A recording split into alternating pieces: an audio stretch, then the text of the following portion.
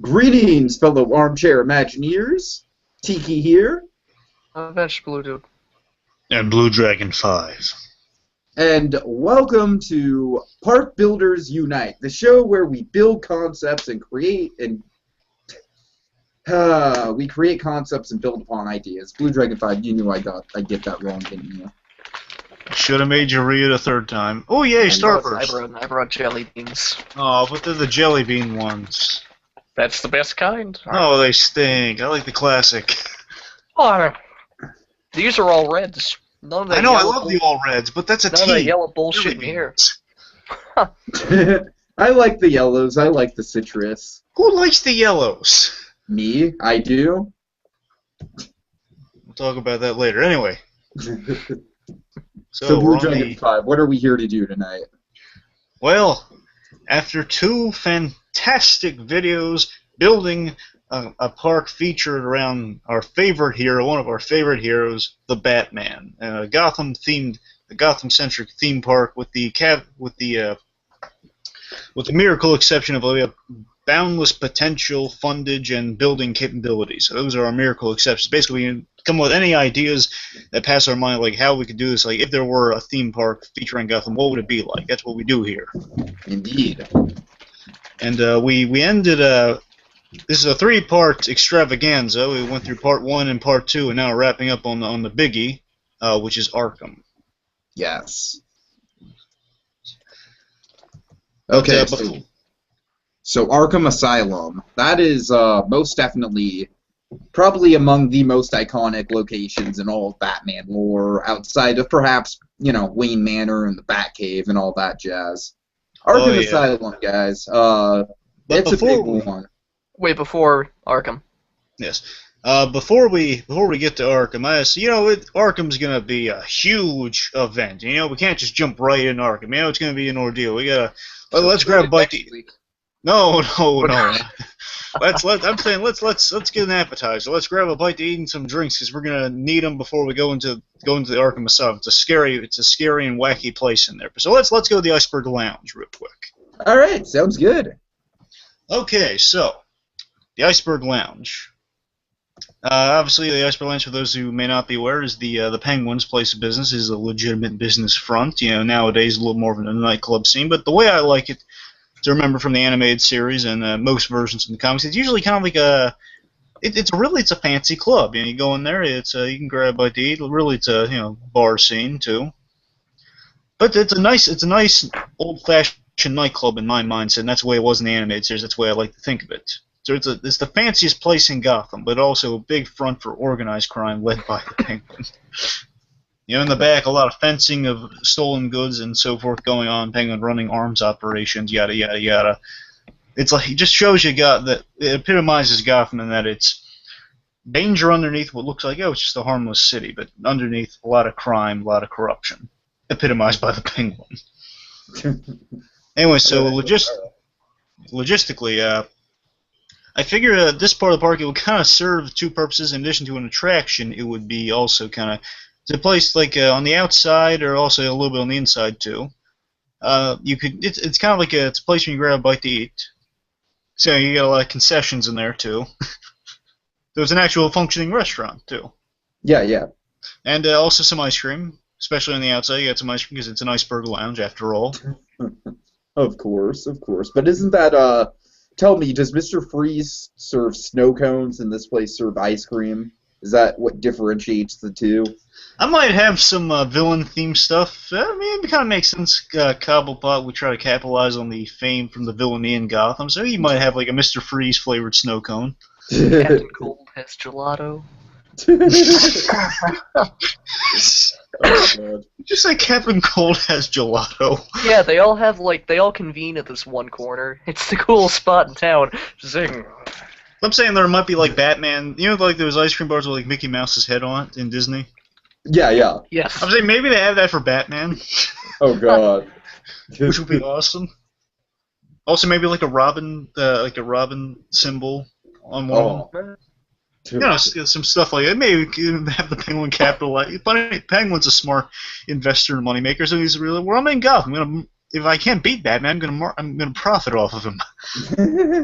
And that really is the best way to defeat an enemy, is to make money off his name. Gosh darn it. Yeah. Like, Batman can't really copyright it now, can he? Right.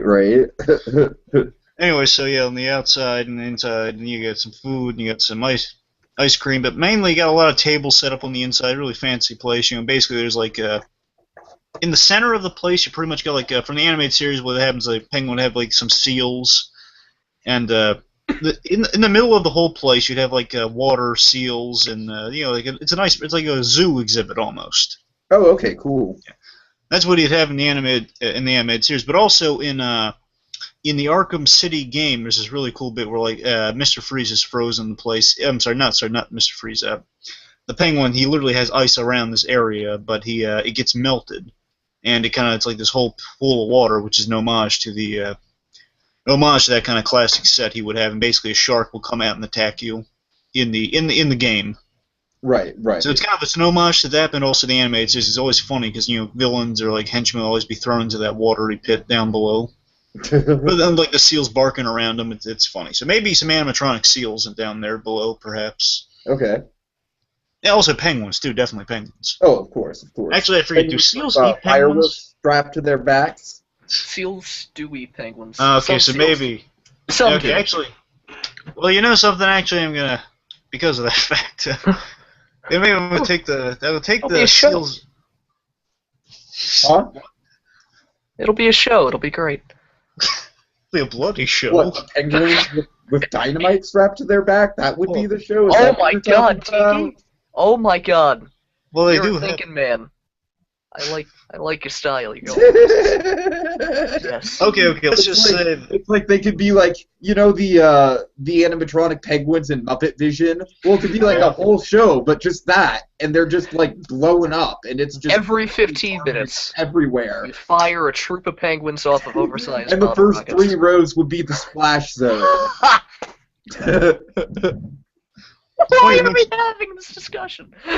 Okay, back to the Iceberg Lounge here. So yeah, let's just say, because the animated series did seals, so let's just change it up a bit. Let's have it be penguins, and maybe as a gag, one of the penguins in there, as a nod to Returns, would have a rocket strapped to his back. As a nod, it's like an Easter egg. It'll be funny. Anyway, so this whole thing is not exactly a ride or just an eatery. It's in addition to being an eatery, it is also it's a show. So it's kind of like a dinner theater almost. Right. So here's what would happen. Like, you come in there, like, at a certain time, a show will start. So they have, like, show times posted out front, so you can come in there and get a show. Otherwise, you just go in there and eat, and they make money. Of course, probably you have to get a reservation for a show, I'd imagine. Yeah, something like that. Or, like, there's a cutoff. Yeah, something like that. Right. Anyway, or, like, you don't come back until this time for the place opens. You know, like, it's a schedule. Right. The point is, basically, you sit at these tables, and at, like... The Penguin, an actor as the Penguin, would, like, he'd walk out of the back room, and he'd be visiting, and he's the owner of this place. He's observing it and saying, "Oh, hello, patrons. How are you doing? It's good business here. I'm a legitimate businessman. Do. You know, he's going around, he's inspecting the place, saying, "Oh yes, maybe he gives free drinks to one of the tables or something." Just maybe that's kind of your thing. If the actor picks you, you get free drinks for you guys. Maybe that could be kind of a cool nod, wouldn't it? Anyway, so man, I am always down for free drinks, and I'm not even an alcoholic, so yeah. Well, I mean, I'm not saying it's alcoholic drinks. I'm just saying... Even the kids. No, it's literally giving away free alcoholic drinks. I'm not saying... Penguin goes from table to table. Give that kid a gin and tonic. Okay, look. When I said drinks, I thought it was obvious that obviously we're not giving alcohol to minors. For some reason, when you said drinks and we're dealing with a very lounge club setting, I assumed it was alcohol. So no, it's not. We're we can't thinking get of away two with completely different tracks here. Okay, I'm saying you get it in fancy glasses, but it is your Cokes, your waters, etc., etc. Okay, fine. Okay, sure I'm sorry, I should have specified, but yes, it's just they treat it. Can we at least have that? Can we at least have a fancy non-alcoholic drink? Well, I mean, I'll have it be Roy Rogers or something like that. I mean, there'll be some glacier water. I mean, something glacier water. Well, look, something will be available maybe for adults. It's like your best judgment type thing, something. Okay. Yeah. Or very light though, because we don't want to have drunk patrons walking around. That'd be terrible. It's Gotham. Everyone's drunk. I know everyone's drunk. Don't encourage that. Anyway, so it's kind of like a show. So the Penguin's going around, and essentially, Batman will Batman will appear. Like the lights will go out, and Batman will appear, and you'll hear like a shattering sound. So like it's like a breakaway. There's like a breakaway glass thing set up with the rooftop. So basically, Batman's crashed in through the roof of the place, and he's landed down there. There's your other actor. Oh. Essentially, he basically startles everything. Maybe some. I don't know. Maybe it's a little much with kind of like trustworthy actors, but these guys just have a simple purpose. They plus you can be your waiters that double as stuff. So again, it's kind of multi-purpose. Your waiters kind of run up and they maybe they try to have a swing at Batman. Batman like knocks him out instantly. So it's like not really a fight, just he instantly knocks him out. Like lets them run into each other. And one of them is probably a stunt guy. Maybe one of them has stunt experience, so he throws him in the water. Okay. Yeah. Okay. And then basically he walks through the Penguin. The Penguin's going to be at a specific table that's like unoccupied. Specifically, it's like reserved. It's going to say reserved on it, so no one's actually at the table. They won't ruin anyone's dinner, ruin anyone's meal. So essentially, like right in the middle of the place, Batman will like interrogate. No, that would be great. That would be great if the Penguin just like sat down as people were having their dinner and just like, Well, actually, that's a good. Let's have that. Okay. Yeah, So like just because wouldn't that be an experience if you were the one that he chose that night? Like, excuse me for a second. I'm just going to stay here and wait for Batman to arrive.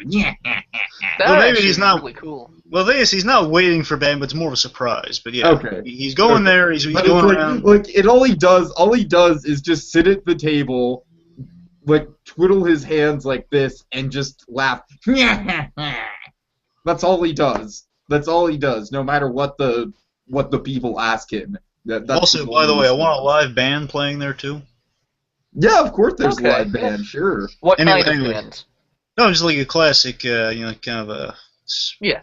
like a Sinatra type band. Like Oh, it's Yeah, okay. yeah, that Cool. sounds good for sure. Also, I want them to be Any good nightclub's got to have some live entertainment. and I also want them to be dressed like in tuxedos like penguins. Yeah. Anyway, so kind of almost a callback to the Penguin waiters in Roger Rabbit. yeah. Well, everybody, all the waiters when we think of them are penguins. So everyone's kind of dressed in tuxedos and fancy and like kind of penguinish. That's the idea.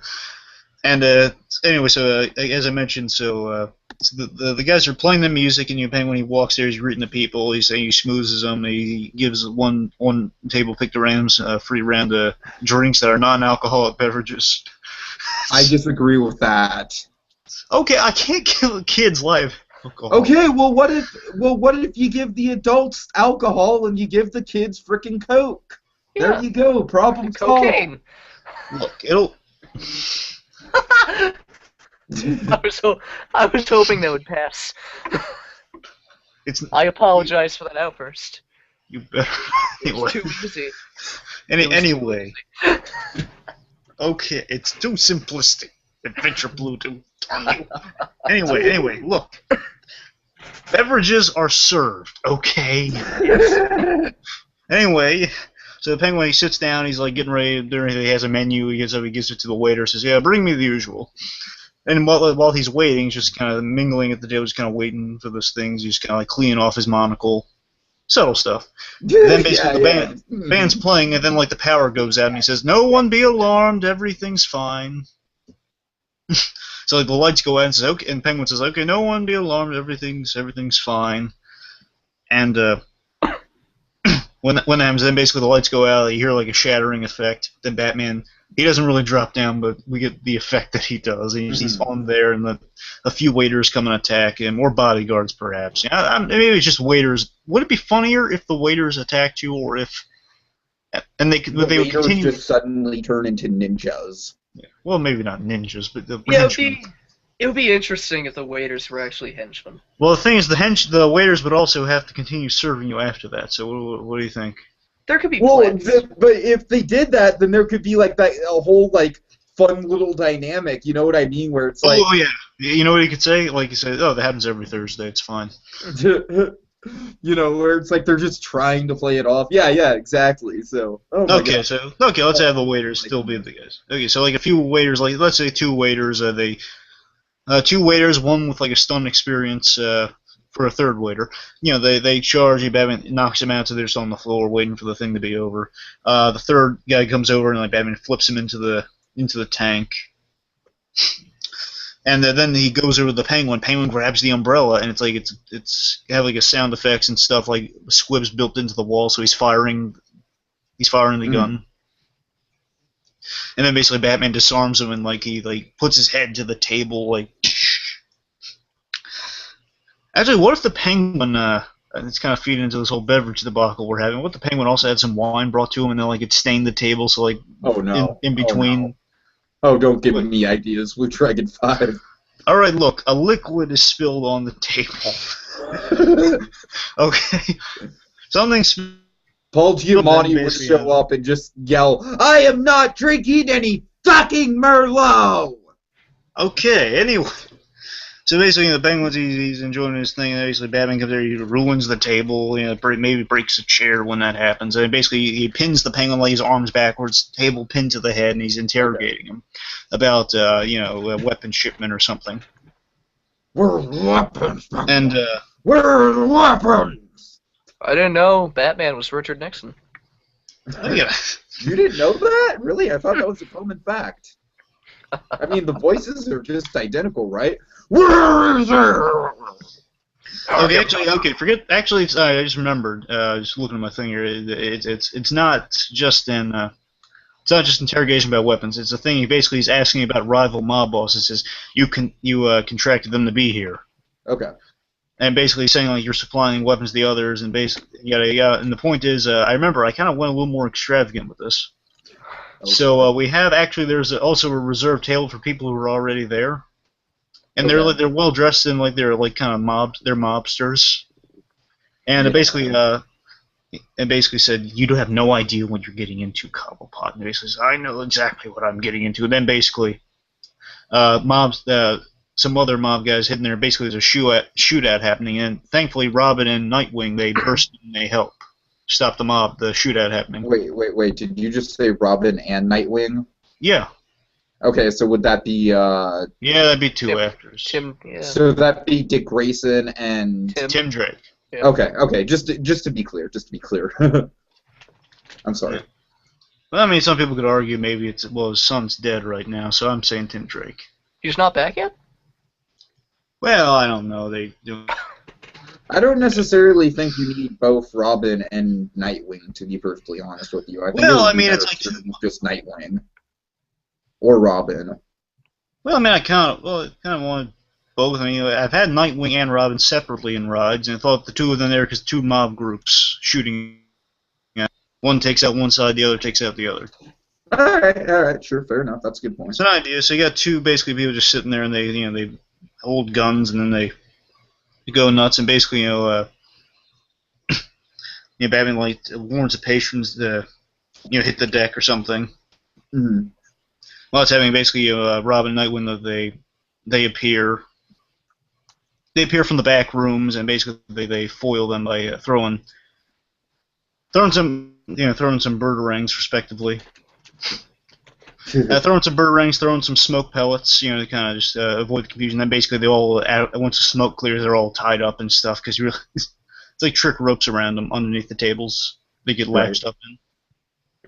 And essentially, situation's under control. Then he says to the Penguin, "You intended for a shootout. You wanted to." Basically says, "I told you so" about how dangerous this thing was, and says, "You realize how many lives could have been lost here?" He says, "Well, business has its casualties. Shootout would be on the news. I had to get more publicity, most dangerous nightclub." Well, I'm sorry, not most dangerous nightclub. Let me ask you this. Let me run this by you. Yeah. It would stand to reason the Penguin would still get publicity even if this mob hit did happen, right? Yeah, sure. So what if he says, then basically says, well, even bad publicity is good publicity, Batman. That makes sense, right?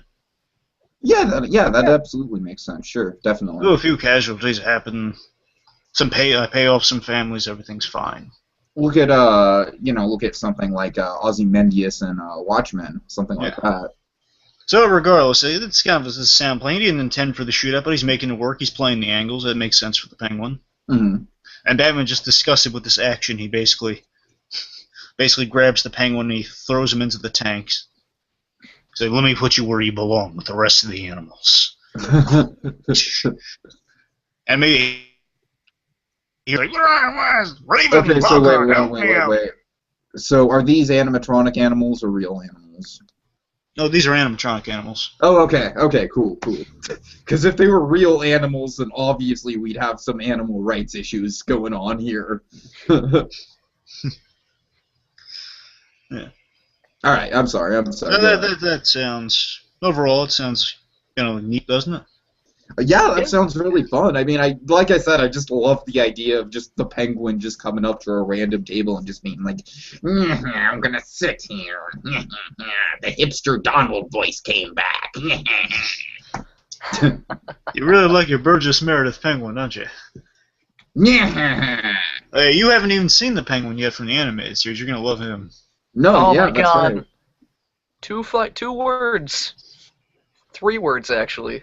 What? Our device. Paul fucking Williams. Those are the 3 words. Yeah, that's who does the voice, Diggy. And it makes me so happy. Yeah, Paul Williams wrote the Rainbow Connection, to those who don't know. I know. Yeah. No, I know. Just for... Right. Oh, sorry. Yeah, you're right. He did. That Paul Williams, he's talented, that guy. When I think the Penguin, I do think the Paul Williams voice, but also most recently the voice I kind of have trouble not thinking of because he's so popular. Nolan North's portrayal of the Penguin, the Cockney accent. Yeah, I really like both performances are the best Penguins.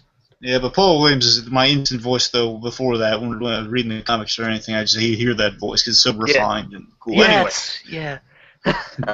Anyway, the Iceberg Lounge. So it's a nice idea for an attraction. They show them basically Batman and Robin when they leave. They make an exit, the power goes off, and they're gone. Because it's like it provides the park with a really nice high-end dinner establishment. That's also a cool theater attraction at the same time. It's a show. Lots of really fun guest interaction. So yeah, it's good. Yeah, I like it. Yeah. All right. Okay, so you guys fire away with your Arkham ideas or any other ideas. I have a thing for the Iceberg Lounge. Well, by all means, go ahead. Okay, so the Iceberg Lounge, my vision of it, I suppose, would be kind of an adult complex for the park. Oh boy, like a Pleasure Island. So no, it'd be more not really. Let me explain, because this is very convoluted, because it's Blue Sky, and I can do whatever I goddamn please. So Blue Sky? No, Blue Sky's an animation. It's not Blue Sky, it's an animation company. Room ticket from the mind of Tommy Wiseau, featuring giant animatronic T-Rex fire-breathing dinosaurs. Oh no. Yes. Blue Sky's an animation studio. Adventure Blue, what are you talking about? No, Blue Sky's a term for things, Imagineering things that you can go as far as you want with it without to worry about certain various things. Well, couldn't you just say Over the Rainbow? I could say that as well. That's copyrighted by MGM and the Wizard of Oz. I don't think we can legally say Over the Rainbow. Yeah. All right. Anyway, go ahead. I'm sorry. Say Over the Spectrum. Over the color spectrum. Yes. Over the Pink Floyd prism. So, for the Iceberg Lounge, it's going to have 2 main areas. First main area is the Iceberg Lounge. Yeah. It's not horribly big, but it's mainly supposed to be the real upscale part of the restaurant, of the complex, I suppose. So, I'm not quite sure it would be in it. It would be upscale. I don't think it wouldn't really have the pool with all the animals and stuff like you were talking about. But just to be clear, it's not a restaurant, right? No, mine is. Oh, yours? Okay, well, both of ours are then. Yeah. Yeah, mine is a full upscale restaurant, steak, wine, all that shit. So, Woohoo! Wine! Forgive me for protecting the children of America. I'm not even an alcoholic, but I'm just running with it tonight. And I wasn't planning it at first, but it would be an interesting idea to have the Penguin just walk around and talk to people. And just mingle. I Yeah. think that's the greatest thing ever. Yeah. I think that would be just... But, like, the whole point of the Iceberg Lounge, for me, would be, like, the embodiment of the Penguin's attempts to be upscale, and as well as also show, like, his family history. Like, since they were, like, the rich family in Gotham and all that shit. So, we have that. And then... Wait a second, Adventure Blue, dude. Yes. If I may interject real briefly, you know, it'd be a cool idea What? if someone like says, "Hey, wait, weren't you like an old timer? You have like an old timer planted in there." Yeah. He says, "Oh yeah, the Cobblepots. They didn't do a diddly squat." And basically, the Penguin would so irritate says, "Lark, Raven, or whoever the henchmen are." I'm saying usually in the animated series, there's like 2 female henchmen, henchwomen, and it just calls like the bird name people. It says, "Escort our guest to the back room. I'll be with him briefly." That'd be really interesting. Oh god. I'm saying, go ahead. They're just like all kinds of just like shady It's like going on. yeah, it's like, you know, when it's like a casino when they call you in the back room. Right. Yeah. Honestly, I want to keep the Iceberg Lounge as vanilla as possible, but there's a reason for that. Ooh. So, besides the Iceberg Lounge... Remember, one brief thing to bring up. It is technically a casino. Is it? It is also a casino. Remember, in the Arkham games, it's also a casino. The Arkham games, is it? Are you sure it is in the Arkham games? Yeah, because remember, that's Victor Zaz's, that's Mr. Zaz's, his whole shtick is that he went to the Penguin's casino and he lost the money. Holy shit, you're right. So it's also, I just used the restaurant part of it. I'm just saying it's also his casino and stuff, but he also owns more buildings. He owns that museum in Arkham City, remember? Yeah, I know. That's why he collects stuff. Yeah. I think for the sake of my universe, I'm just gonna have the Iceberg Lounge just be a restaurant. That's fine. But, so there's the Iceberg Lounge, and then this is where shit gets convoluted. So, around the back, there's an unmarked door. If you are to walk up to the door and knock on it, someone will ask for a password. Oh god. The password will change. The password will change every 6 months, Oh god. and it will be hidden somewhere throughout the city. So, like, you can feasibly find the password and get in. So you go inside, and I was thinking about possibly having like a little black market thing, like not like just shits and giggles, like, hey, you got in, here's an exclusive like thing that you can only buy here. So there's that. It's like a small little store, like things like that. But in there's also a small staircase. Oh, you know what you should be able to buy? What?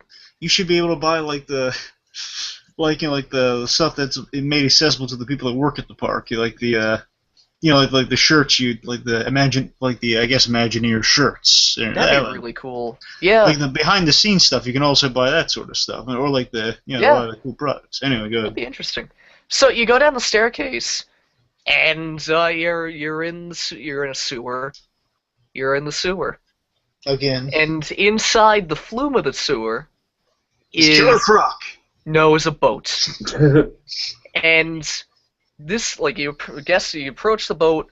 There's a guy in the boat, obviously guided. Killer Croc. No, just a man, a simple man. He's not simple. He's actually very smart. But he says the Riddler. No, it's not the Riddler. The Riddler is dead. Hugo no, Strange?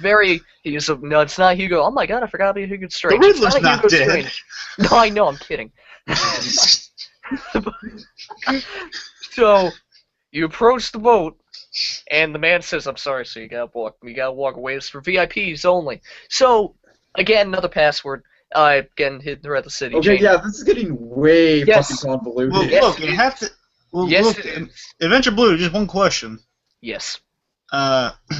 If he says it's for VIPs, then what are you doing there? You must be a VIP if you got in the room. Well, I mean, I was thinking about that, but I mean... Do you have to be a double VIP? Yeah, exactly. Well, I mean, let me explain. Like platinum membership, like a platinum, like a gold annual pass or something like that. Actually, yeah, scrap the other password part. Because, I mean, it was a bit overdone. I just wanted to be... It would be so funny if the Penguin somehow was like, he's actually marketing Gotham like a theme park. my god, that'd be Oh god, yeah. That'd be so funny. Like, I don't know, like, I kind of just thought of this now, and by all means, you guys feel free to take it, but, like, if you see, like, the Penguin actually owning all these stores somehow, of, like, the gift shops somehow. Yeah. Or, like, posters saying, welcome to Gotham, visit the Iceberg Lounge. A bunch of posters all around the place saying, Gotham, the greatest city on the... Go to the Iceberg Lounge. Oswald Cobblepot is awesome, stuff like that. That'd be interesting. Actually, I think I want to... That idea. Yeah, that's really interesting. I think I want to cut the boat. Because, like, the main reason for the boat was because, like, when you were talking about the pool, like, all I was thinking of was the friggin' duck boat from Batman Returns in the animated series, and I wanted to use it somehow, but that's not gonna do it. But the point is, boat or not, you're in like an exclusive hidden bar. Oh, you know how you could work in the boat somehow? Now, I know it's kind of harkening back to one of my ideas. Remember when told you the whole Joker's Funhouse thing? yes. What if, like, just around there, it's like you have like the duck just sitting around there, kind of like an Easter egg in there. It's like a broken down duck that's from the movie. That'd be cool. Huh. Yeah, the main point of this is like it's like this hidden backroom bar that kind of showcases the seediness of the Penguin. Okay. Yeah, like it's a simple, overly convoluted idea. Oh, it'd be a great nod to have in there if you had an image on the wall of like it's literally shot as if it were a photograph from Almost Got Him of like all the villains around the poker table. That was like like a memento, like yeah. me and my friends with a caption beneath or something, like my fellow rogues. That was like one of my. That was like one of my best customers. That was like one of my thoughts for the yes. backroom Oh my bar. god. Like, yeah, like I want to have pictures like that, but I wasn't sure if it would be like too cheesy. I'm saying if it's in the back room, it's like Penguin saying like, our best customers. Like to show the employees, like, okay, give these guys special treatment or you're going to die. Do you know how that would? You know what would be really cool actually? If it was like that, like they had the pictures of the villains, but none of them wanted their picture taken, very obviously in the picture. Because I'm trying to think of a way to make that. What? I was just asking Blue Dragon 5 what he thought of that. Just remind me of the idea, Adventure Blue. You kind of cut out So, for a second. With the pictures that you were talking about. Yeah. What if the pictures were like they're taking up all like the main villains and it said like best customers, all that bullshit. Yeah. Or like Gotham's most wanted, all that shit. And none of them want their picture taken. Like very obviously in the photo. Like they look pissed off, and probably the cameraman was killed afterwards. It would be funny if Two-Face's picture was cracked because he punched the camera or something. That would be cool. Actually, and cracked in half too, like it was like in half. Either that, or he only had the negative to the Two-Face picture up on the wall or something. That'd be cool as well. Yeah. Yeah, but like the main point you know what you could do? You could have like a wall of fallen cameramen. No, I'm just saying. I was gonna say like a little list. He's like in memoriam of, and like a list of names, and basically. And here's what you do. Next to the names, this could be just for every employee in the club, because I assume Penguin kills a lot of his henchmen, or a lot of employees. And the thing is, it would be like, say, list the name, probably just in real life would be people who worked at the park. Just put the name of a little Easter egg. And it would say right next to it their occupation. A lot of it says photographers. Yeah. That'd be cool. Huh. But yeah, like the main point of the Iceberg Lounge for this would be like to kind of show both sides of the Penguin in a bit of a hidden, interesting, overly convoluted way. Okay. So Arkham Asylum's the thing. Do we see the Penguin? Yeah, like, I mean, he's gonna be walking around the Iceberg Lounge.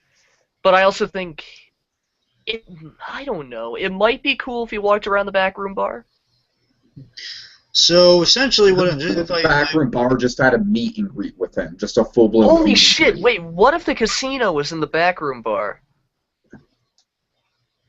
Okay. Yeah. Like not like what if you won? Like a huge, like gigantic casino, but like. I got an idea. Like a legal. Yes. Okay, what if it was, it's like a casino, but I know one of my favorite things to do when I go to Atlantic City is go to the arcade, and the arcade is like essentially your casino games, but you get tickets and stuff instead.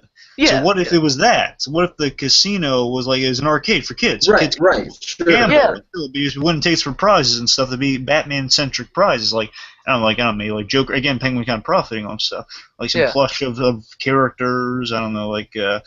Batman basketballs, stuff like that. I don't know, like Or low what if rings. the casino is actually the way to win your way into the VIP area? That wouldn't work. What? You're in the VIP area. Yeah, you're in the VIP area. Oh. The casino. It's like I guess the Penguin's deal is, and correct me if I'm wrong here, Adventure Blue. The thing with the Penguin is that you walk into the Iceberg Lounge is promised that it's a nice place for a dinner and so forth. Yeah. But if you're actually there on business or like your special clientele, and you're giving a lot of money for an illegal gambling operation. Yeah, you just walk around the back. Go in there, go into the back. And yeah. Only thing is you have to make the password more accessible. So like I'm saying graffiti like around the park at certain places people notice. Yeah. I'm saying like a graffiti on the wall, you see it a lot, so you can kind of gather, okay, well that's the thing, and also you have to have it on the actual ride itself, so people can try to get it, or like a keypad or something that has like a set number. It's an easy password to get. Yeah, like what I think should be done. Well, I mean, not should be done. What I think, if it was to work, how it should work would be like, say like there's 3 or 4 spots around the park where the password is graffitied or placed. Yeah. And I still want to change every 6 months to keep some sort of exclusivity. Yeah. But keep it in those same designated spots. Okay, yeah, sure. Yeah. So, like, if you know where those spots are... Yeah, just paint over and have a new password. Simple. Yeah, that's what I mean, yeah. Okay, I like that. Yeah. So, but also, say you have like a casino/arcade in the back somewhere, and... yeah. And also maybe like if you go further back, you might have like black market. The black markets are just crates that are marked with guns and stuff. Yeah. I mean, like, this casino area, too, I think would be, like, the spot in the area that would have, like, the full-service bar as well. You know, instead of that... Jesus, Iggy. Instead of the bar, instead of the actual Penguin has a sound. What if like you see like the shadow, or at least you hear it from his private office, and like maybe like either the secretary and or hench girl, Raven or Lark, or just some henchman. It's Penguin themed. That'd be interesting. But actually, I'm sorry. Then what they would say is like, Mr. Cobblepot's in a meeting right now, and basically then you hear like torture going on behind the other. Call me a bird again. Call me a penguin. It's Oswald Cobblepot. Respect my family's name. And he basically, oh my God, stop breaking my fingers. Ah! Penguin does break fingers a lot because flippery stuff. You know what else would be interesting though? Like, I mean, if it's a casino in the back and the backstory of it is that it's for like the top businessmen and business types who know of it and are really like the big like money people in the city. That should be the main place that the Penguin is walking around and actively talking to people. Oh, it'd be cool? What? If you had a guy walking around, they have a plant walking around, and he's dressed like Matches Malone, and it's Bruce Wayne's Batman. Oh my God, that'd be really fucking cool. So that'd be Matches Malone walking around. He's like, either that or someone that we kind of get a sense is Batman. It's like, excuse me, or we see guys like hanging around the weapon shipments or like planting stuff on the boxes. Yeah, or like if he's just walking up to people asking like really oddly incriminating questions. Yeah. Yeah. Yeah. Will we have Batman appear at all at this attraction or no? What would happen with that? I wouldn't. Okay, that's fine. We have gift shops all over. Yeah. Oodles of gift shops. We have the private gift shop, but we also get I would assume like the front gift shop. Yeah.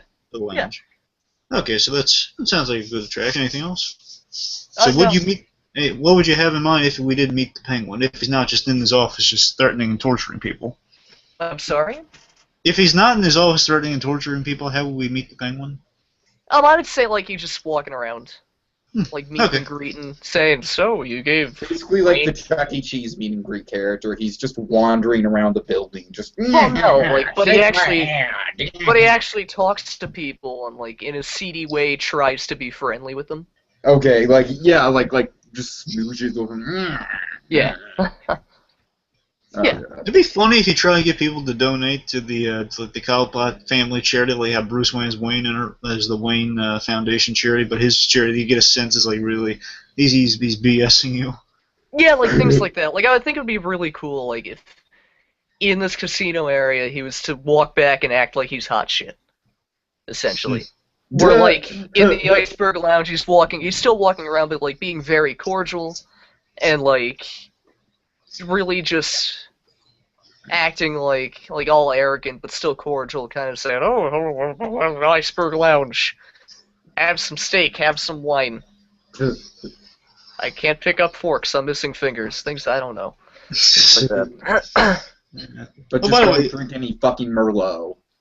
So is our penguin? Is he like the classic animated series version? It's like it's the three fingers and the flipper, not DeVito. Or is it making sure? So so he does have fingers then? Yeah, I mean, like I want to keep the disgustingness of him, but not the deformity. Certainly. Yeah. I like both, to be honest with you, but man, the classic penguin's always the favorite. But yeah. Yeah. Anyway, so Tiki, are we gonna talk more about the Iceberg Lounge? Or you want to move on to Arkham and kick us off with the trip to the madhouse? Can we please just move on to Arkham, because it's just been like we've just been waiting forever, and I can't believe we got on like an hour on the Iceberg. Like, I mean, no offense, guys, it was really good ideas. Take us to the madhouse. Tiki, you talk for a while. Okay, well, Arkham Asylum, as I said, it is perhaps one of the cornerstones of the entire Batman universe, perhaps even the entire DC universe at large. Well, there's 4 awesome games right now. Indeed, yes. It 5. is the home of awesome games. What do you mean 5? There's Blackgate as well. Well, I mean, then you have, like, Lockdown, too, so that's like 6. I forgot about Lockdown. That's actually a cool game. But yeah, go ahead. Yeah. Sorry, Tiki, go ahead. All right. So yes, Arkham Asylum. Yeah, we get it. It's an awesome game series. Tell us the history of Arkham Asylum. Yes, but okay, but much more. It is just an awesome setting to have a theme park attraction in. Wouldn't you guys say? Yeah. Oh yeah, of course. Yeah. Yeah. Because you can have a whole theme. Well, just looking at the Arkham games, especially Asylum, you pretty much have a whole theme park just based on Arkham alone, to be honest with you. Well, I mean, here's how I see it. I see Arkham being, like, the main attraction. Like, It essentially serve as, like, the Tower of Terror to a Disney's Hollywood Studios, except even more, like, this is... All the other stuff is really cool, and all the other stuff adds to, it being a city. But Arkham is the big thing. For me, for my Arkham, I'm saying mine's like Cars Land within Cars Land type scope, because Arkham is the big attraction. That's where all your everyone loves Arkham. Everyone knows Arkham. You got to pull it all south for Arkham. So that one's like a haunted mansion expanded big time. Oh yeah, definitely.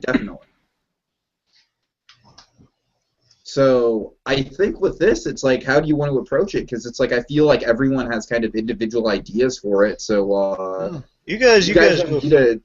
What? I'm sorry. You guys want to go first with it? Yeah, I mean, you guys. I kind of have a few things. Okay, let's pose it. Let's just go through like how you go through the ride. We'll assist you through it. Okay, so you walk in the ride. What happens? Okay, so you walk in. One of the first things you see is a Christmas tree. That underneath the Christmas tree, you can see henchmen of the Joker working on it, and putting rockets under it. So that the Joker can eventually escape, like in Christmas with the Joker. Tiki, I appreciate the fan service, but a Christmas tree all year round? Yeah. I know it's crazy and it's fitting, but come on. It's a Christmas tree all year round. They want. Why would they keep... Wouldn't the tree die or something?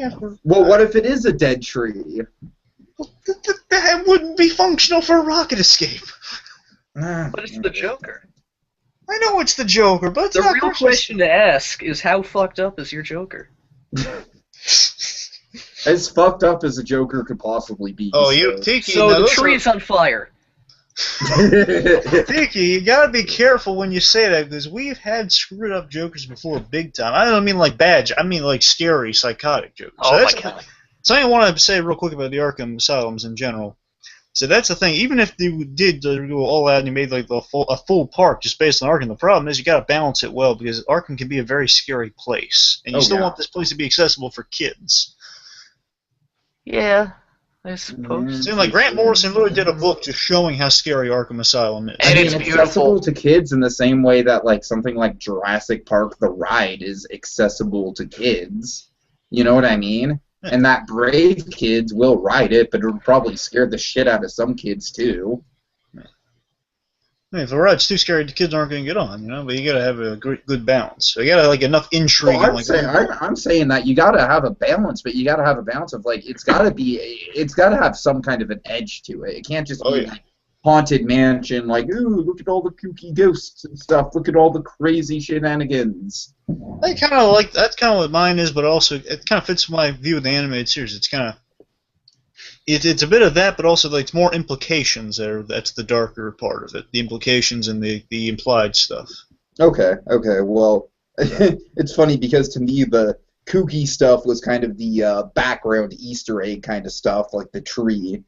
And then I really kind of wanted to go a more realistic take myself with the actual ride through Arkham. In fact, Blue Dragon 5, I know this is probably not going to fit with your idea at all, but my idea was actually to have the right theme to you are an inmate of Arkham Asylum. Ooh, this is your sounds first cool. day. Do you get like a jumpsuit to wear, or just what? What? Do you get like a jumpsuit to wear for the ride, or is it? No. I'm sorry. I've been watching this show. It's been on A&E, and they put you in the jumpsuits and stuff as it's like you go to prison. Well, I just don't think that's feasible. That's fine. That's fine. I was curious. Go ahead. But essentially, what they do is they strap you into stand-up coaster cars, and stand-up coaster cars are basically like they have a headrest, they have an old over-the-shoulder harness, a lap bar, and a seatbelt. So basically, it would be themed to like you are literally being strapped in by the Arkham guards. You are being locked into this thing. You know what I mean? You know what'd be cool? If you got like an ID badge put on you. Okay, I could see that. Sure, that would. So work. maybe like a barcode thing where they scan you and just say, okay, he's a. Right. Or what they could do is have cameras in the back of each seat, so the ID card that they give you doubles as an RFID card, where you can get the video of you riding the ride. I like that. That's kind of neat. Okay. Keep Okay, going. so basically the idea is that starting out, you know, this whole stand-up coaster design is basically, like I said, it's kind of rigged to be like, you know, you're strapped in by the guards. So the over-the-shoulder harness is really themed to be like a, you know, like some sort of like medieval, like, you know, like just device or something like that. So you really get the sense that you're being like in prison within this coaster. And then, so basically it's meant to just be like, okay, this is going to be the train that will transport you from, you know, from intake into your cell, right? Okay, yeah.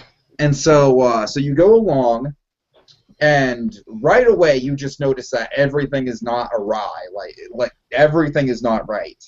Oh, and first of all, I want to note really quick, the queue is just completely filled with riddles.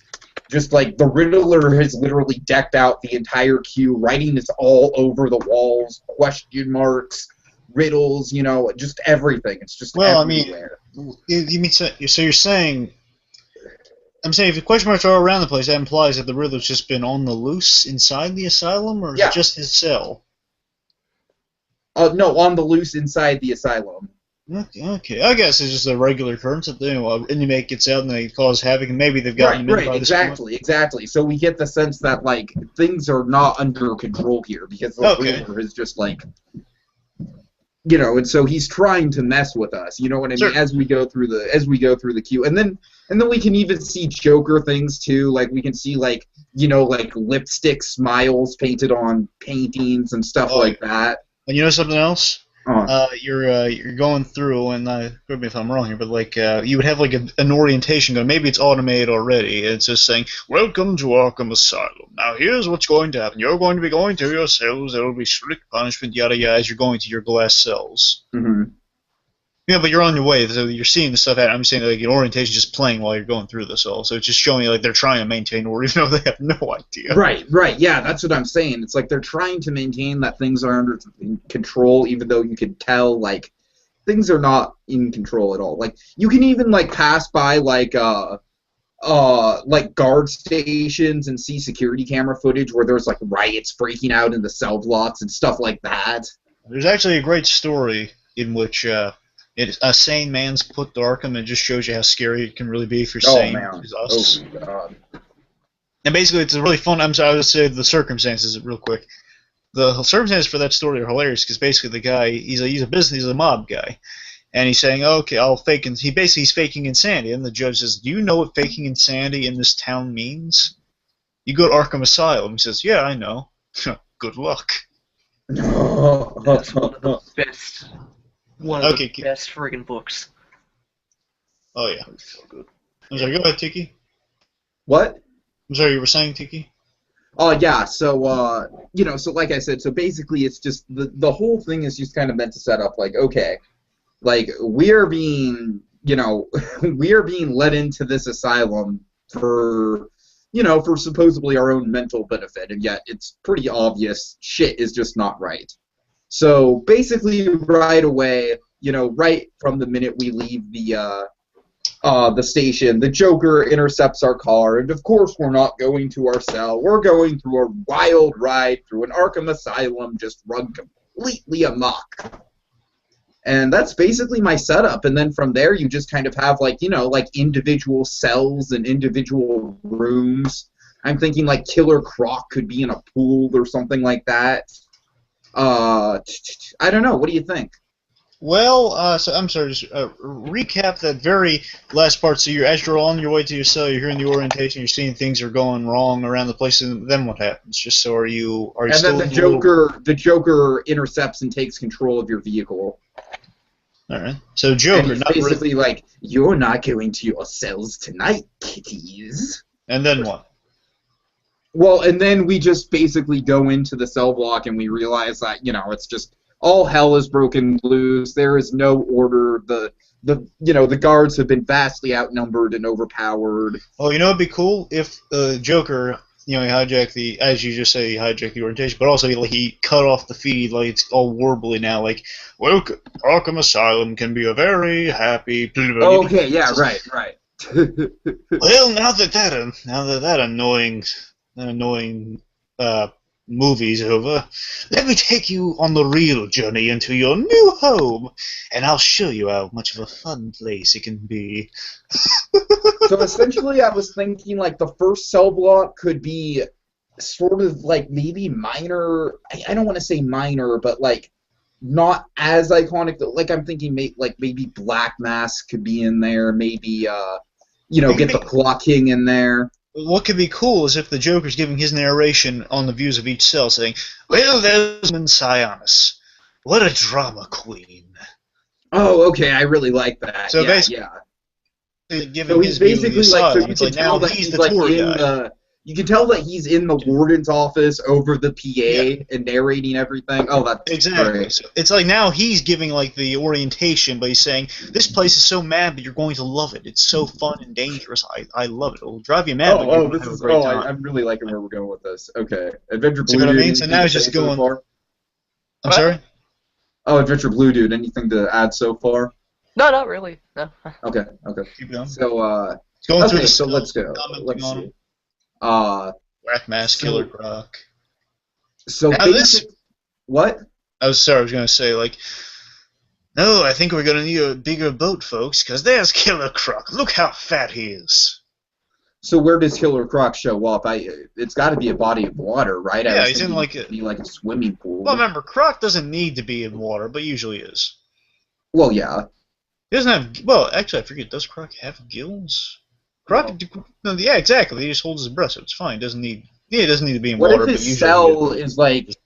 What if his cell is like functioned as like a small swimming hole? Well, I'm saying that's usually what's done. Tiki said probably. That's what I do. Oh, okay. I put him in a watery. So that'd be cool. I put him in like a giant, like almost like a Shamu tank. It's a clear tank with the water in there, so he's floating around. Yeah. So it's like there's air at the top, so he can breathe. And then all of a sudden, like, he'd swim up, and it'd be kind of like a jump scare. Yeah, exactly. The thing is, he swims around, but he has to jump up for air, and that's how he would talk to you and stuff. Or like saying, I smell your scent. I'll be out to get some lunch. Okay. But really, kind of, going through that first, cell block, we just, like I said, we just get the sense, we see some of the, we see people like Black Mask, people like, maybe some of the mobsters like Falcone. Well, no, Tiki. Mobsters don't go to Arkham. Well, I mean, there's a saying, they go to Blackgate. Alberto could be in Arkham. He doesn't really do anything. He just kind of hangs out. The Holiday Killer. You just hang out, sit in a chair, give hands, just wave. Baby Doll's there. Yeah, Baby Doll is there. Oh, Baby Doll. I'm saying, like, your mobsters, like the Falcones and the Maronis, they would not be there. All right, fair enough. But, so essentially, this first scene, and it's a very long scene, you know what I mean? It's like, It's like a Pirates of the Caribbean style scene. It's like there are just animatronics all around you, just all kinds of sight gags going off. And so our attraction gets plunged into the second part when we encounter the Scarecrow. Ooh.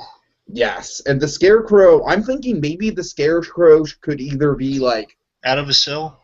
Yeah, like either in like the showers or the cafeteria or some isolated place like that. Like, what do you think? Well, what's he doing? Basically, he's just going to spray you with fear toxin and the whole ride's going to turn into a crazy, like... Okay. The showers would be cool. Yeah.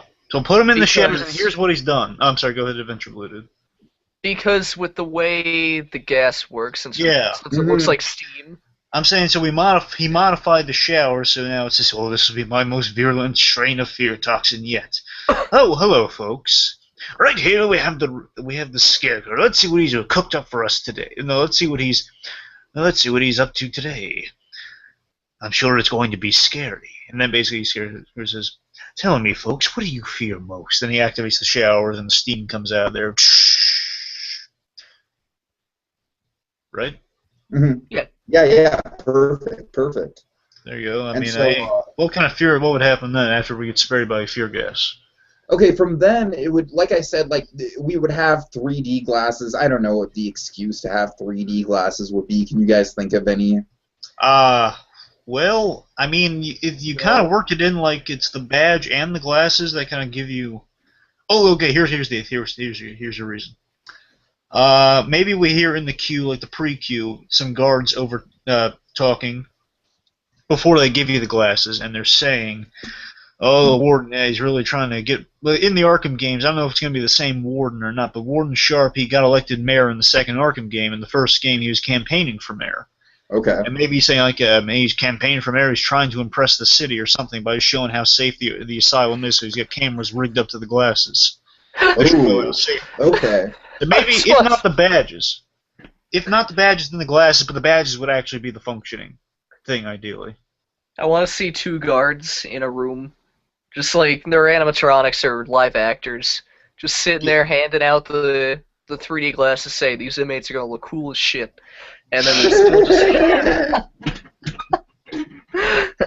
Okay, maybe the second guard, after he says, "Oh man, the mayor's getting desperate," he's doing this whole thing with like the who's that? Boy, well, these guys look cool. And boy, these are some cool looking glasses, though. It's kind of that's an idea, isn't it? Yeah. It's an idea to get the glasses in there. Yeah. Oh god. Makes sense. Just showing like everyone's trying to pass off Arkham as like the happiest Shangri-La it is, but no, no, it is not.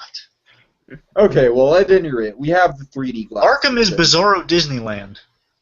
Yeah. Yes. And the 3D glasses allow us to experience the fear toxin to its full effect, because the fear toxin comes in the form of the Amazing Spider-Man style projections. Blue Dragon 5, you've been on that ride at Islands of, so you know what it's like. Yeah. So essentially, what kind of stuff would we see? Well, essentially, we would just see everything around us just kind of going crazy, you know what I mean? So we'd see, first of all, we'd see a terrifying kind of vision of the Scarecrow, maybe a bunch of crows flying all around us, possibly. Oh, here's an idea. Okay. Okay, so first of all, when you put the glasses on, like I guess just through the magic of 3D and computer generation and so forth, and what like a screen, either screen comes out and we see it through the 3D glasses or whatever over his cell. I mean, not over a cell, over like the area of the showers. But regardless, so basically, the lights go red. You got crows flying around. We have like a weird warbly music playing, as in just like what you're saying, you hear screams and so forth coming from all corners. It's all red, like you have like a really demonic looking 3D scarecrow jumping out at you saying, "Did I scare you?"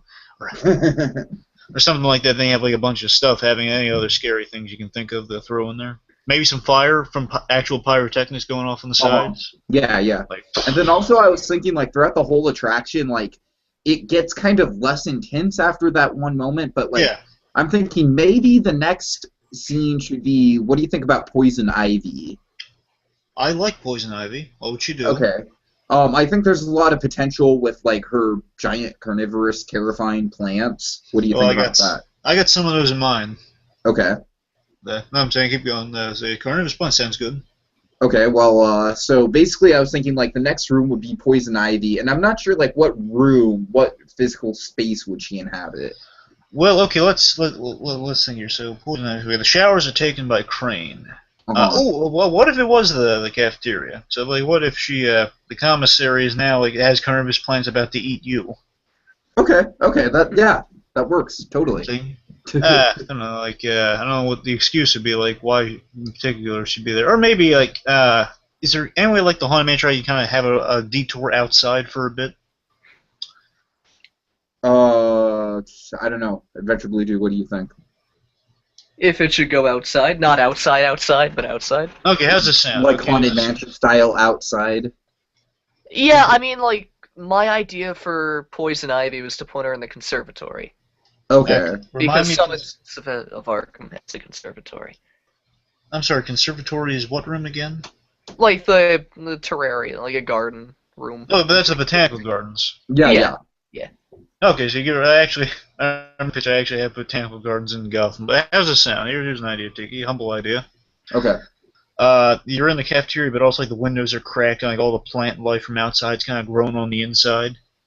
Yeah. You know, like vines and stuff, like all the hedges and stuff are now alive, and like they're monstrous, and they're inside. Like it's growing inside. It's natural breaking through this really man-made asylum. It's really terrifying. Like, oh, even though the outside things are trying to kill you. Mm-hmm. Idea, but yeah, also botanical gardens could work. So either a cafeteria or botanical gardens, take your pick. Yeah. And just throughout this whole process, you know, it's like the fear toxin is still there, so we're still getting kind of like crazy sort of 3D projections to kind of enhance what's going on, you know what I mean? All right. So, and then let's see, what would the next room be? Oh, maybe it'd be fun, a joke, right? Like a drug reference joke. Saying, well, we're off on one drug trip to the lady who loves the green. Oh, I'm sure we're off, folks, but let's head on to the next room, shall we? Okay, well, you name an inmate. Okay, well, the ending would obviously have to be the Joker, so are we at that stage yet? Do we know where Batman is here, or are we still just going through the asylum? Does Batman even necessarily have to be here? Well, I mean, we're kind of dead, aren't we? If Batman's not there. Well, No, I mean, it's an insane asylum. Joker's probably gonna. Well, I mean, Joker logically would not kill us, but he's still probably gonna do some dangerous stuff to us. I don't know. What do you think, Adventure Blue Dude? Oh, look, let's worry about the end of the ride. So let's worry about it when we get the Joker. Anyway, so what's happening? I'm sorry, Adventure Blue Dude. What? I have Anything nothing to add at this point in time. Oh, okay, well, we'll just think of our next villain then. Adventure Blue, name a bad guy you want to see. Name. I don't know. Do we have? How many villains have we had already? Well, we had a big room full of kind of like. We had Black Mask. Not including that. Okay, not including. We had a room with Poison Ivy, a room with the Scarecrow. And then that's it. Oh, okay. That's considerably shorter than I thought. Also, we had Croc and Black Mask already too, if you want to count that first room. And we haven't seen the Riddler, so the Riddler's still on the table, I guess. Mm-hmm. Yeah, I was thinking the Riddler could just be the Hue, but I mean, I guess we could see him at some point. At first, I thought you were going in the direction that the Riddler was the one to hijack it, but Joker would be the one who was embracing the madhouse, though, so it makes sense. Yeah.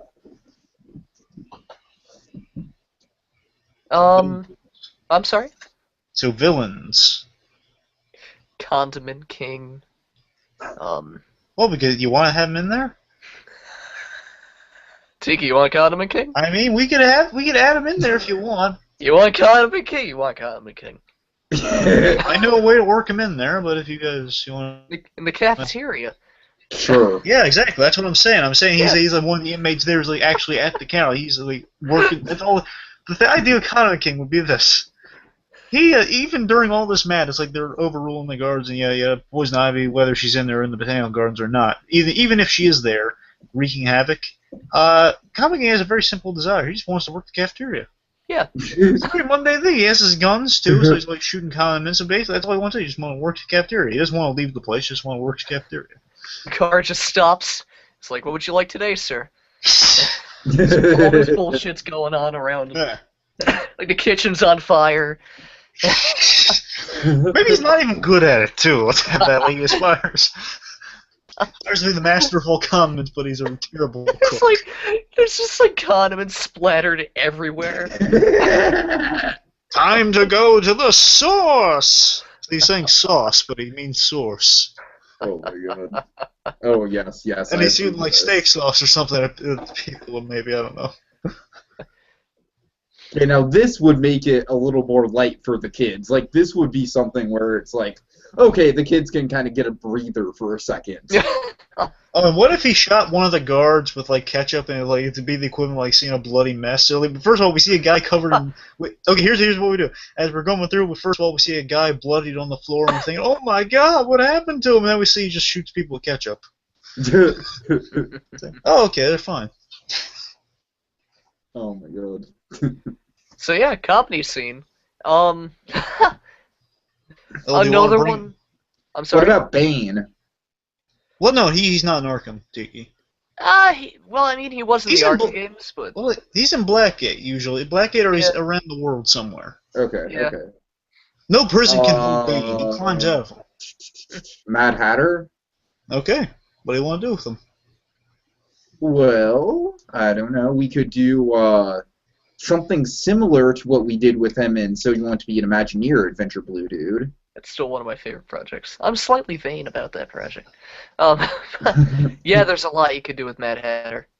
There's a shit ton you can do with the Mad Hatter. What were you thinking exactly? Well, I was just thinking, I don't know, like, just kind of making him sort of more just... Mad Hatter's usually got 3 addictions, so it's like usually three modus operandi. It's usually either sometimes all 3 together, which is my preference, but it's like he's obsessed with hats, or he's obsessed with Alice in Wonderland, or he's obsessed with just any girl who resembles Alice. There's usually also T's in there too. T's just for all of them. There's usually your options. Okay, so he could be like I don't know, like... Or all 3 again, so it's your call. Where could he be? The asylum has a library, or do you want the bookworm to be the library? Okay, maybe it's the bookworm and Jervis. I'm sorry, did you say who's the bookworm? No, I was gonna say, did you say the bookworm? Yeah, the bookworm. You remember him? Can the eraser be in there after? Well, the eraser doesn't. The eraser, he's a mob guy. He doesn't count. He's not crazy. He's just wacky. Bookworm's crazy because he's obsessed with books. Eraser is just a job occupation. He's just theatrical with the mask. What? Okay, how does this sound? Like, if we do the library, maybe the little nod would be bookworm, even though I used bookworm in mine previously. But what if the bookworm is like at the library of the asylum, and then you have Jervis Tetz, he's basically transformed the bookshelves into like a palace for Alice in Wonderland. Yeah. And he basically says, he's taking a guard hostage, like a female guard with blonde hair, and he's like tied her up. He says, would you like more tea, Alice? Let's pour her some tea and put like a nice sun hat on her. There you go, there's an idea. Okay.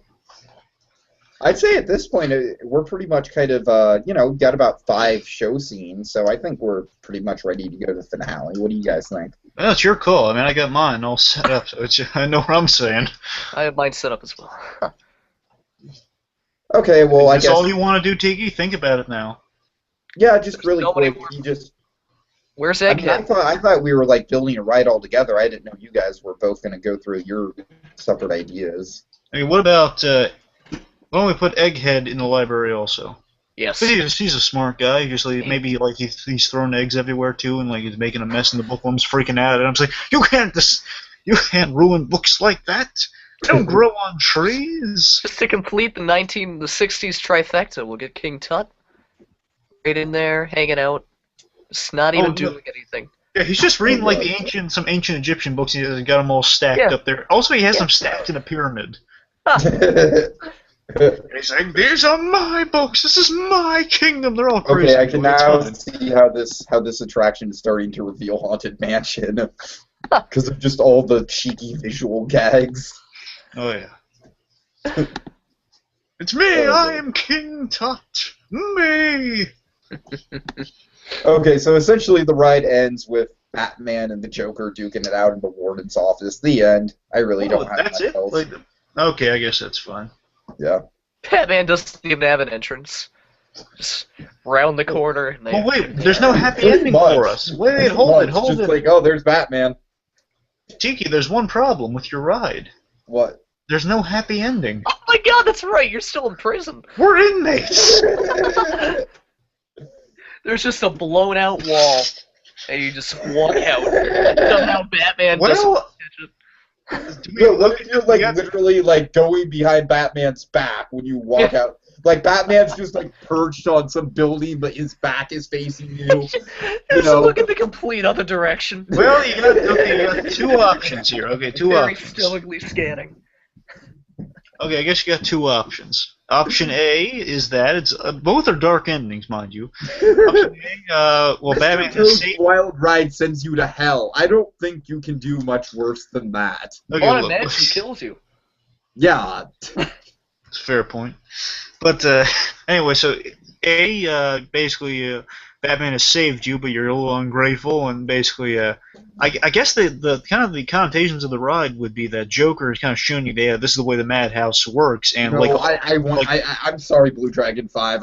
Now that idea is on the table, I want us to sneak by Batman at the end of the ride. I think that's hilarious. Alright, fine, but still, I'm going with that with this one. All right. What if?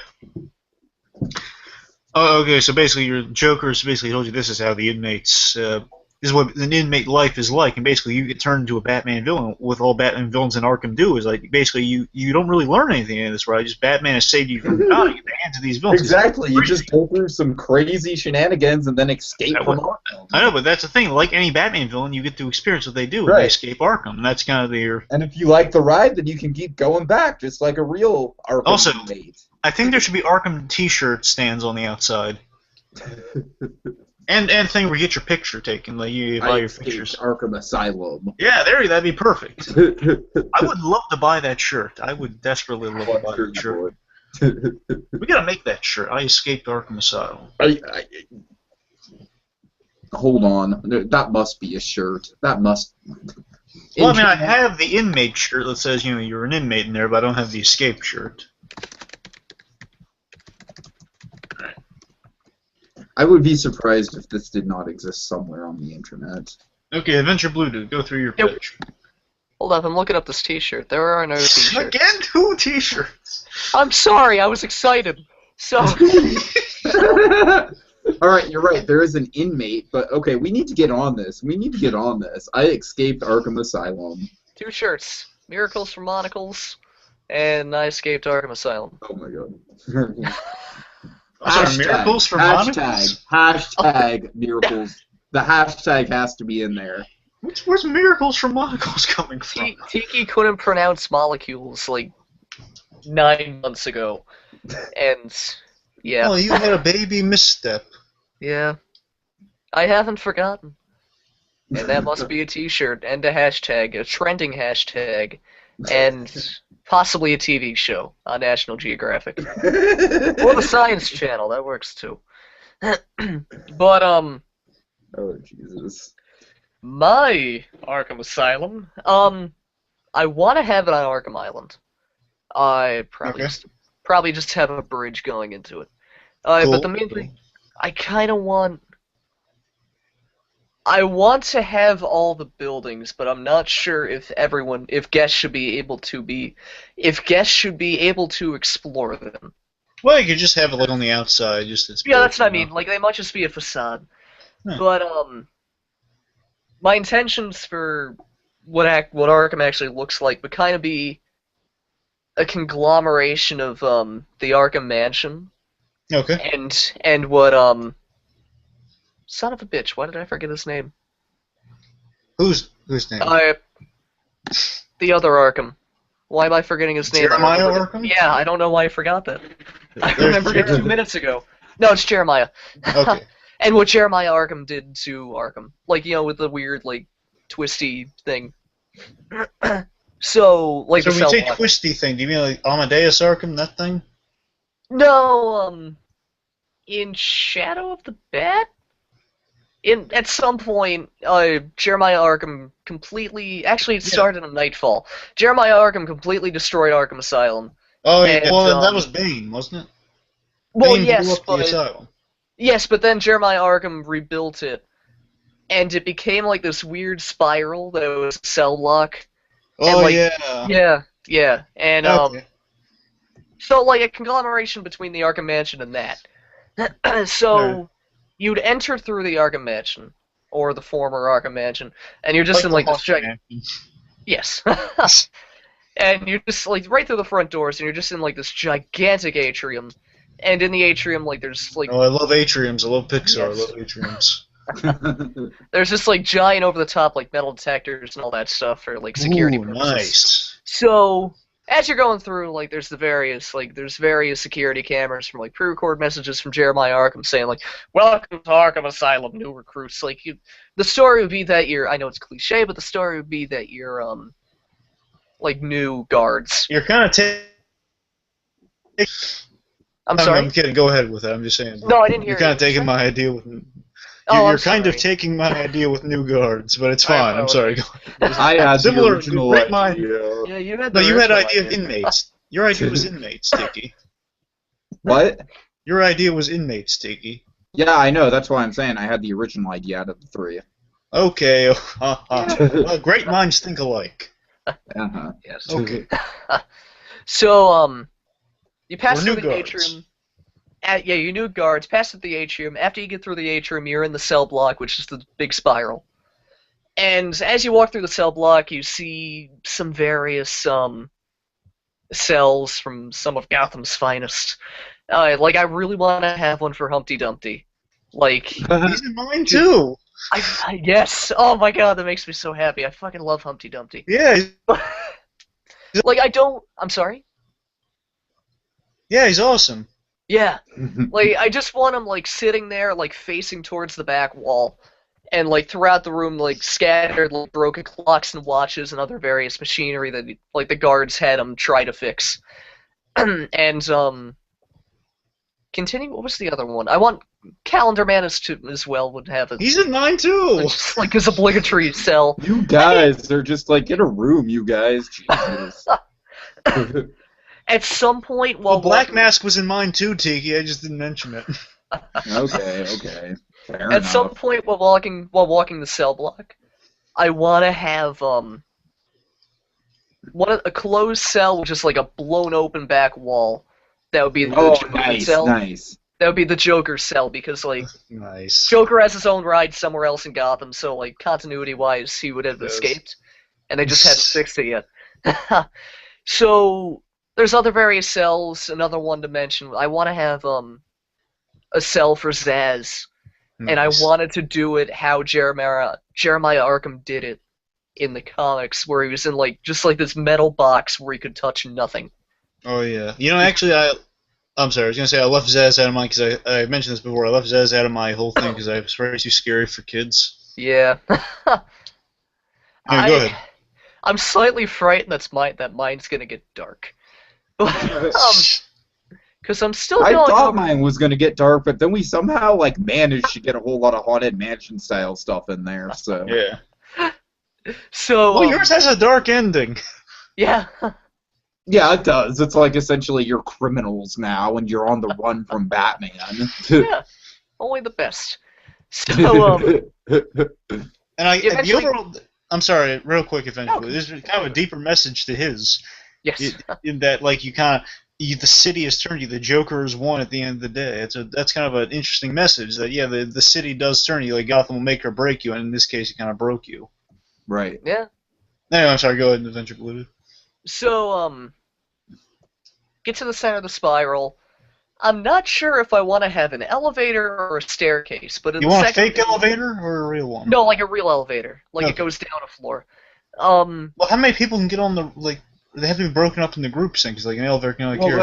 They That's do what that I on mean. Haunted Mansion. Yeah, like what I want to do is put people in an elevator, then have them exit into a room that would have the pre-show. Okay. So the elevator's big enough; it can fit a good like 50 people. Isn't the Men in Black elevator real, or is no, the Men in Black elevator can't be real. I'm not sure. I haven't been on Men in Black. Yeah, that's a good. But I'm sorry. it's probably not real. Yeah. But yes, so there's that, and I'm trying to decide if Jeremiah Arkham's the warden of Arkham Asylum in this continuity, and I'm trying to decide if I want this to be when he starts to go insane. You mean become Black Mask? No, just like when he starts going batshit, like when he just like loses it. Or if I want to have like Mad Hatter or Scarecrow or someone like controlling him from behind the scenes. Well, it would have to be Mad Hatter. Or Hugo Strange, one of those two. Yeah, or Strange. Yeah, I'm trying to decide, like, which would be better? Would it be better if... Well, what would Mad Hatter's plan be if he did control him? Just to have control of these... Oh, it has to be something kind of Wonderland or something centric. Yeah, that is true. Strange? What would Strange's plan be? That's the thing you have to wonder with these guys. I mean, it's Strange. Strange would probably just want power. Well, yeah, but what... Okay, so, we're the new guards. But that's much like Arkham City. Certainly, that's the thing. Yeah. Let's go with Arkham. I mean, people are going to have presumptions going into it. I kind of want to have it where, like, it's kind of mysterious, but at the end you find out that essentially this is just when Jeremiah Arkham goes batshit. Okay. Yeah. Right. So, not sure exactly what's going to happen in the pre-show, but shit's going to go down, everyone escapes, and you go into the loading area. It's a dark ride coaster with, the coaster cars are Eurofighters. Oh, nice. What's a Eurofighter? A Eurofighter is it's like a really compact coaster car. They can fit 8, so 2 rows of 4. Okay. But like they're really great for maneuverability. They have really great maneuverability, and like they can slow down. They're really good for dark ride coasters. Okay. So you're in that, and I'm just gonna list off villains in no particular order because I haven't gone too horribly in detail. But essentially, you're just gonna go throughout and see the villains and watch them fuck your shit. So graphic, like literally. Not literally. That would. Oh, I would hope not. Well, Grant Morrison's did actually do stuff like that. Oh god. Maxie's did really gross stuff. No, I'm serious. He did. You don't want to know about it.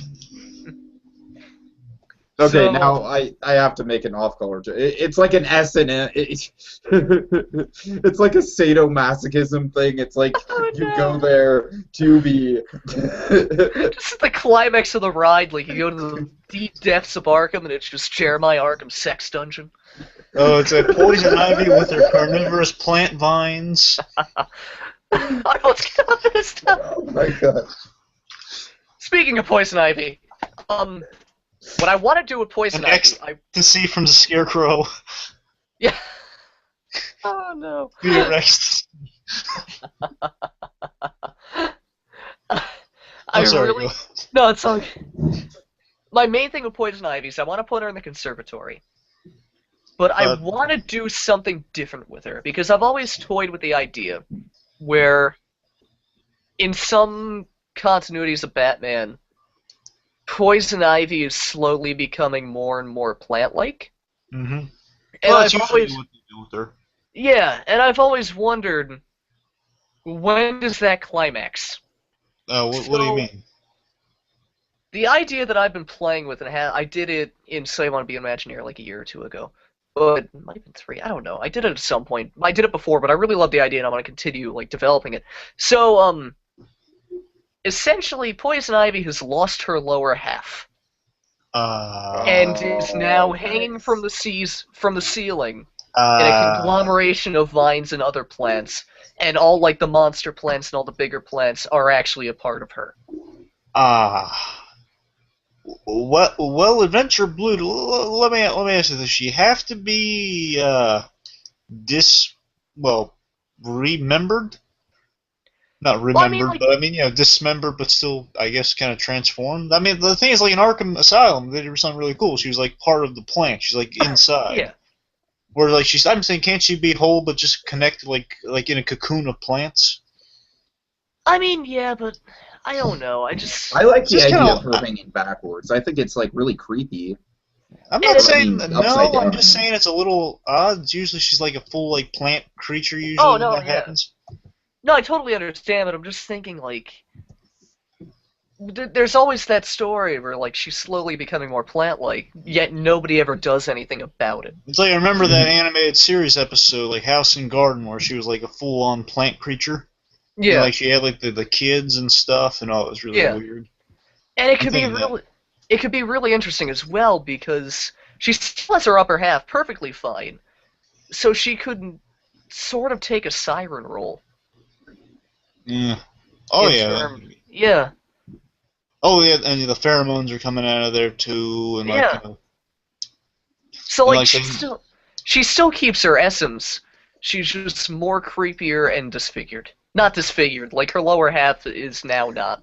Okay, it'd be kind of cool if you worked in a jump scare. Like here's what would happen: you're on the little ride thing. Yeah. And you get kind of like as the pheromones and as she's talking, it's like come here, come close, and as you ride kind of drifts off, kind of like the Haunted Mansion thing a bit. You drift off towards the direction, then jump scare, like the giant carnivorous plants pop out and they're like about to eat you, and you jump back in line. Actually. And then like for the big reveal of Ivy, have you seen Captain EO? Well, in a very, very long time. Do you remember Angelica Houston's character? Very vaguely, basically nothing. She comes down from the ceiling out of a conglomeration of like metal shit, and that's kind of what I want to do with Ivy. Except Ivy's actually hot and doesn't have a weird face like Angelica Houston. Here's an idea. Okay, so you go into this room and just kind of like this giant plant comes down into the middle of the room, or like comes out from the walls. Yes. And it blooms like a rose or something. And then it kind of the petals fall off, and then is revealed the face and like then the shoulders and yada yada. And then we kind of get to the midsection. The midsection just kind of it's a bunch of vines that come out, and then we see she's attached to the wall. Yeah, like something like that. Or like the stem is just her lower half, so it's not to be too gross about it, like her lower half is kind of the stem going into the wall. Yeah. Yeah. Like kind of like a mermaid type look, just like no fins. Yeah. Okay, so that's like really the only real drastic change to a villain. But I don't know. I've always been intrigued by that idea. It's not a bad idea. I'm just saying it's weird, but nothing against it. It's a cool idea though. Yeah. No, I know it's weird. I just think it would be interesting. Other villains. I want to get Ventriloquist and Scarface in there. Ooh, nice. Like, I don't know why they're like one of my favorite pair. Like they're one so of my favorite cool. Villains. They really are. But Arnold Wesker, not Peyton Riley. Peyton Riley, shit. Yeah, I know. Well, like I'm not exactly sure what exactly could be done with it, but even if it's like a one-off, like really quick scene, like they're just there shooting at you. It could be really interesting. Here's your premise. Okay, you got like a room full of inmates or whatever, and like on a makeshift stage, you got they're doing an act, kind of like a Jeff Dunham type act. Yeah. And basically, when you see people leaving, or he just sees us and we're leaving, he basically shoots the gun off around us, and he's like, "Hey, I wasn't finished here. Don't walk out of here." Yeah. That could be interesting. Well, wait a second. So yeah, all the inmates are out, right? Making sure. Yes. Yeah. Okay, that's fine. Good. Yeah. Another villain I've been toying with, but I'm not entirely sure if I want to, or rather if I should even attempt to try to get this villain in the ride would be Dollmaker. It's a little recent. Yeah, but he's such like a creepy, weird villain. Did he? He didn't die, right? No, he's still alive. I forget what they did with him towards the end of that thing. Nothing. Yeah, I know they haven't done anything with him recently. I'm saying at the end of that, like, what was? I think he just got away. I could have sworn the last gag was he goes to. Oh, you sure he got away? I think it's been like years since I read that issue. Dollmaker was a missed opportunity and just kind of waste of time. Yeah, because like he's the one that cut Joker's face off, and yeah. Stupid. But he's a really cool premise, though. Yeah. Which is why I think it'd be cool in Arkham, but I'm not sure if Arkham is the right place or if a ride is the right place. If for me, I wouldn't go with him because first of all, he's really dark. I mean, cutting faces and skins and hides off. He's like a serial killer.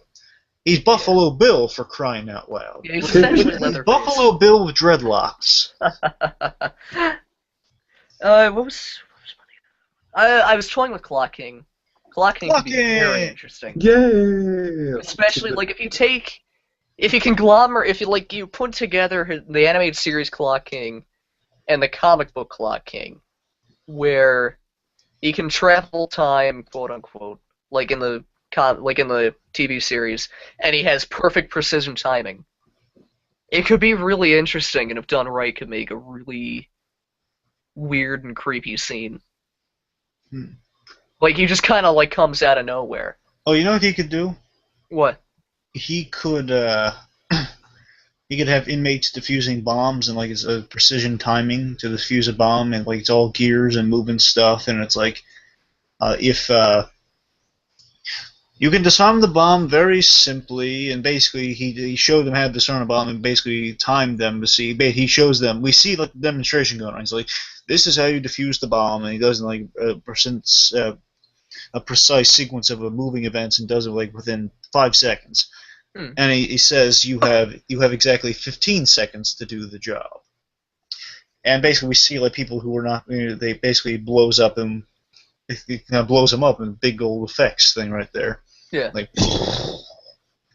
would anyone else like a try? Perhaps you, or maybe next time. It's only a matter of time, people. Enjoy your visit. I don't know, something like that. I'm sorry? It's an idea. Yeah. Oh, it's interesting, yeah.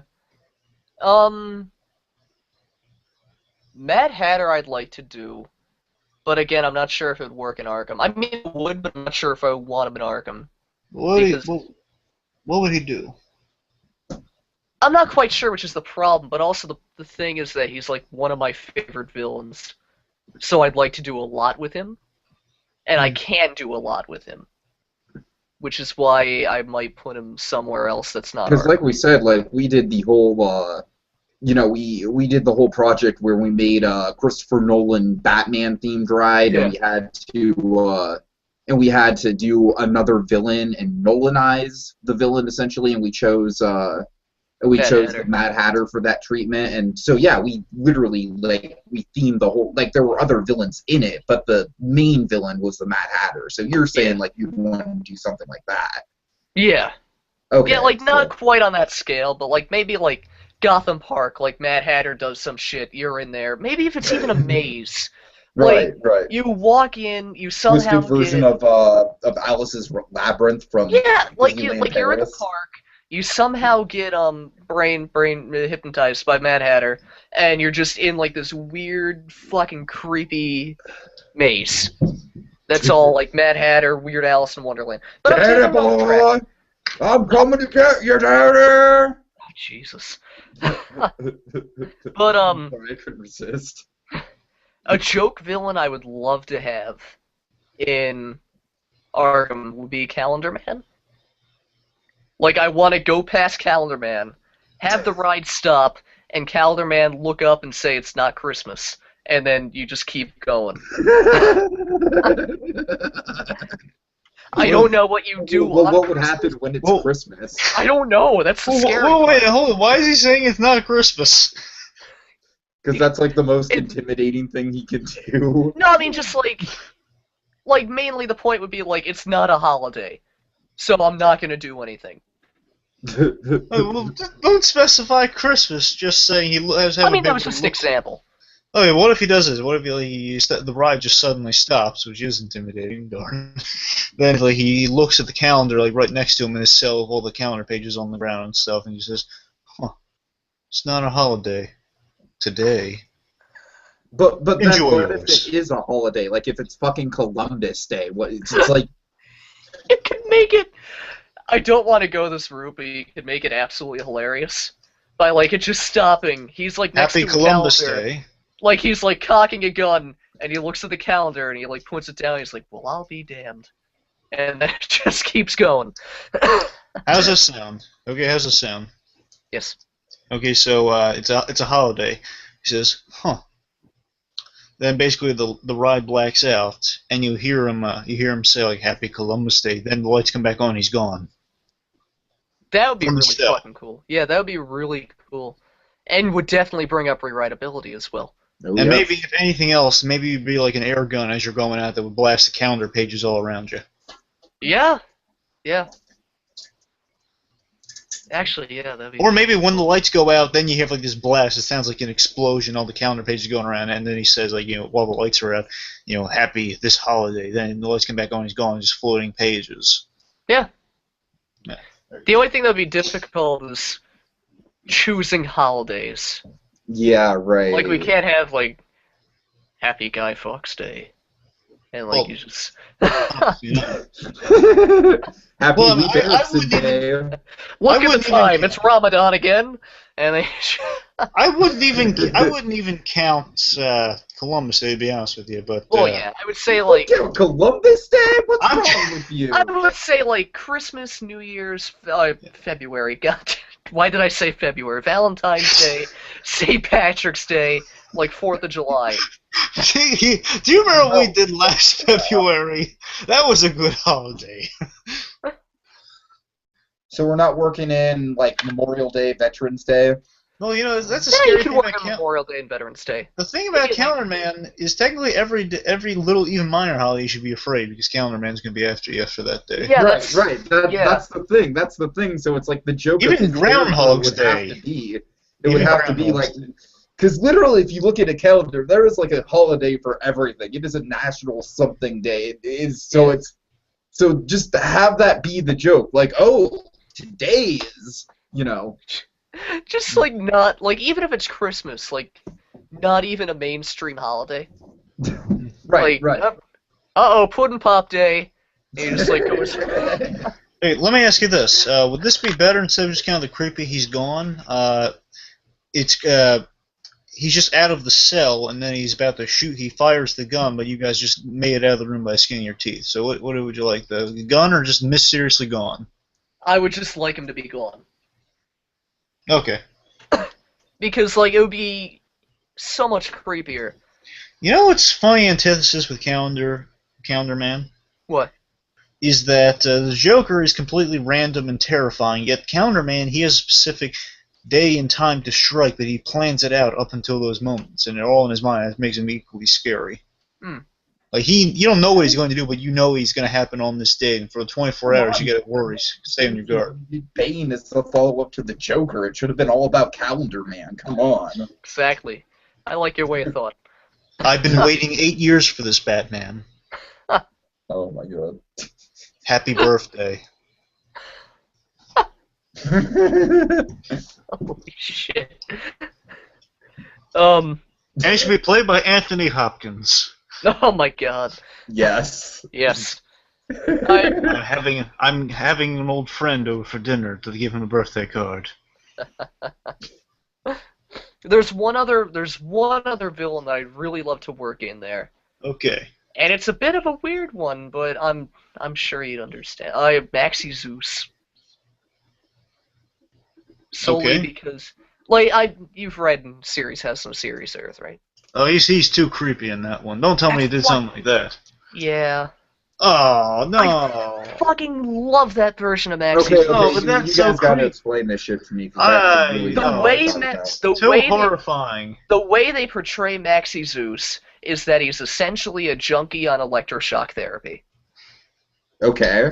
So like he that. he essentially like he doesn't get off, but he said figuratively he gets off on lightning. Okay. And like his skin's bluish because of it. Oh Like his god, so he's like Jamie Foxx Electro? No. kind of, but without the one-liners. Oh And god. creepier than shit. And But, well, oh my speaking God. of which, What? speaking of that term you just used, he has an appetite for stuff. Oh no. Yeah. Did he do that in Serious Awesome Series? I'm pretty sure it's him, but yeah, that did happen in that book. Are you sure that wasn't Dr. Destiny? Well, I'm pretty sure it was Maxie Zeus, but I mean, I could be. It's been a while since I've read it. Was Dr. Destiny in that book? Yeah. He was? I'm pretty sure it's Maxie Zeus. That's what I've been thinking all these years. I mean, I'm not sure. It's been a while. I don't read that book too often because it's hard to read because like all the art in the box and the dialogue boxes don't really work together well, and it's kind of really creepy. I love that book. Without the shit eating, that's the Maxie Zeus that I want. Especially since there's so much, like, if you wanted to, you could essentially give Maxie Zeus a cult within Arkham Asylum. Okay. I think he's a god. Yeah, exactly. He thinks he's a god. Why can't he convince other people to think that he's a god? I like the animated series Maxie Zeus because that one does legitimately think he's a god. Yeah, but I mean, what I'm picturing is like a really soft-spoken Maxie Zeus, who's not the strongest, but coupled with his lightning bullshit and his visions of grandeur and his like god complex. Yeah, like Romero. Like who? Yes. It's an inside joke. Sorry. Wow.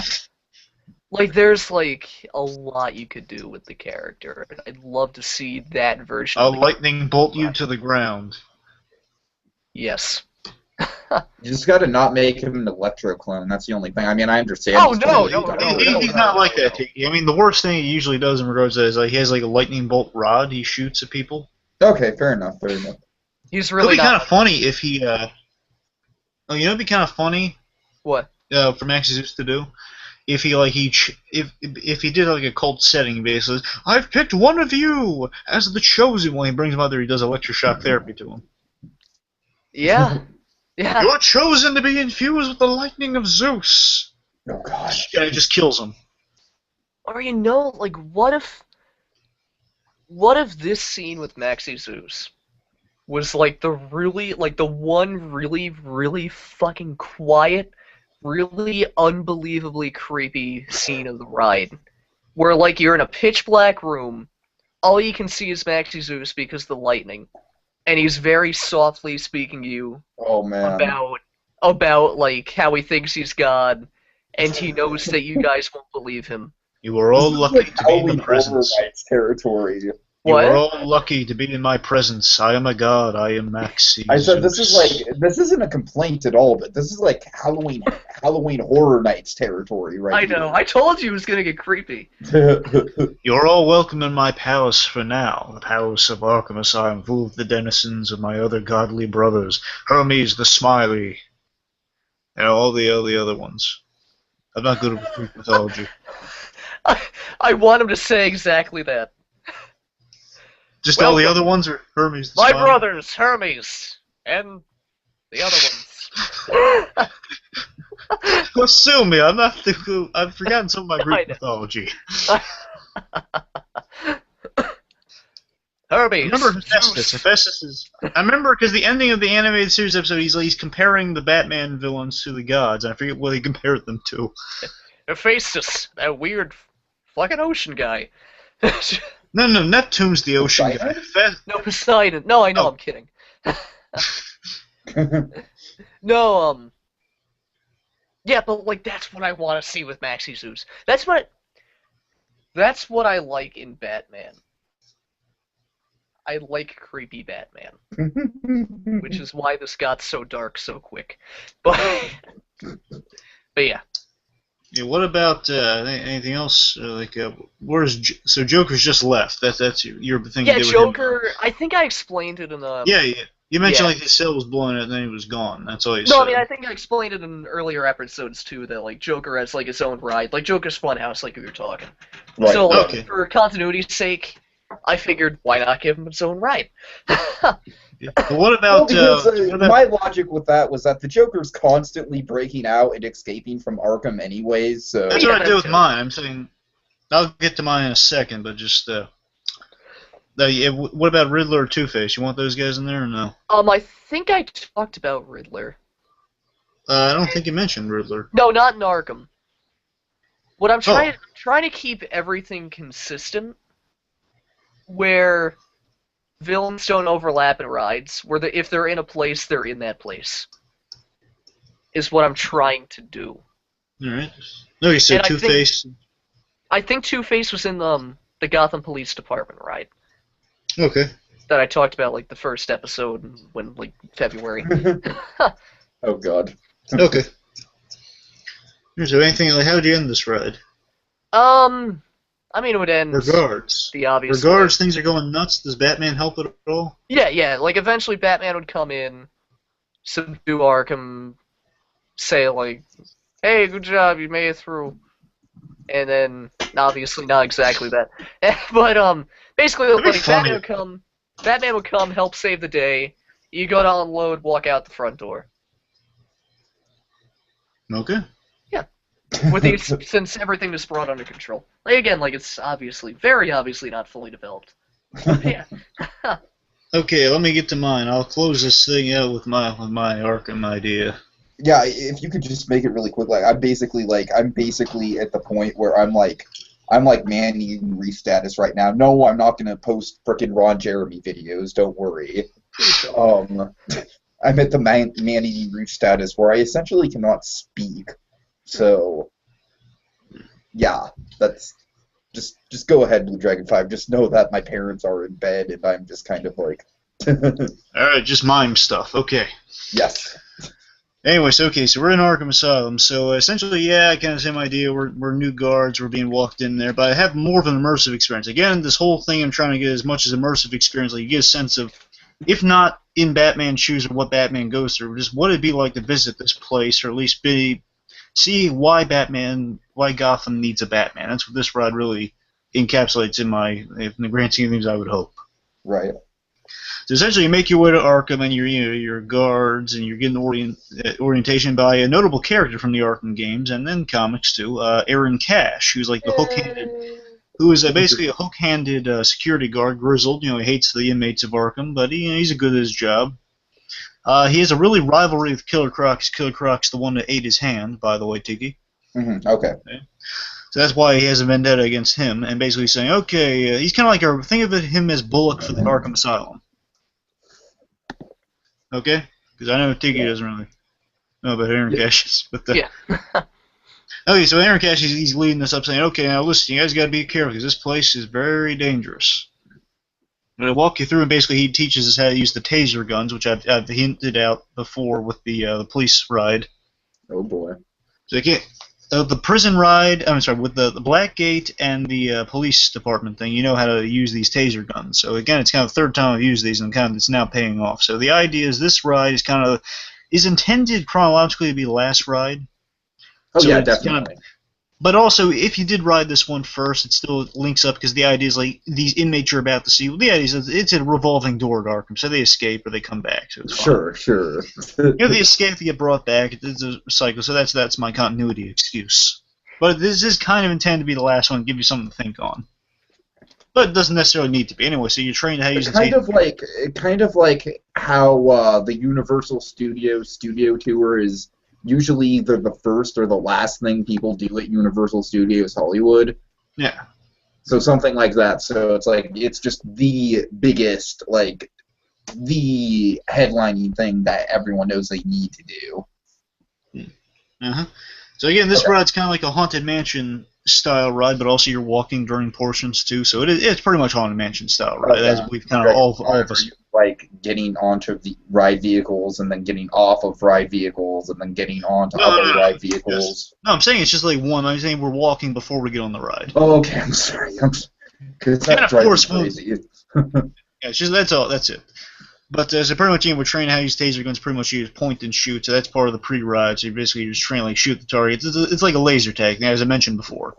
You hit the thing when they tell you to, and it has like a light, and there's also like some lights on the laser gun, the taserish gun. So that. Right. Anyway, so you're walking through like the thing. There's some guardrails on the side, but on each side of those guardrails, as you're walking through to the ride, you see the inmate cells, and of course, I love from the classic animated series and the comics, and so. What you see, basically, the inmates are inside with little cots and whatnot. And they're looking at you and they're doing inmate-y stuff. And it's really cool. Also, some of these cells have like screens of people doing stuff. Some of them have live actors in there. Some maybe a few animatronics here and there. Right. Like one of the cells, I'm gonna walk you through the cells. Pretty much this is where you would see everyone initially.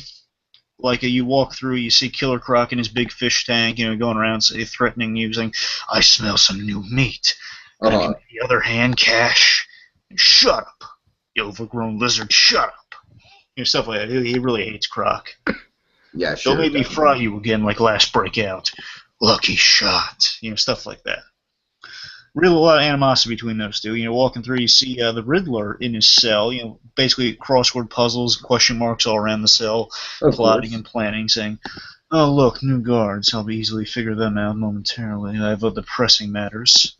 Kind of monologuing to himself all these great riddles and stuff. Oh, so many questions, so little time.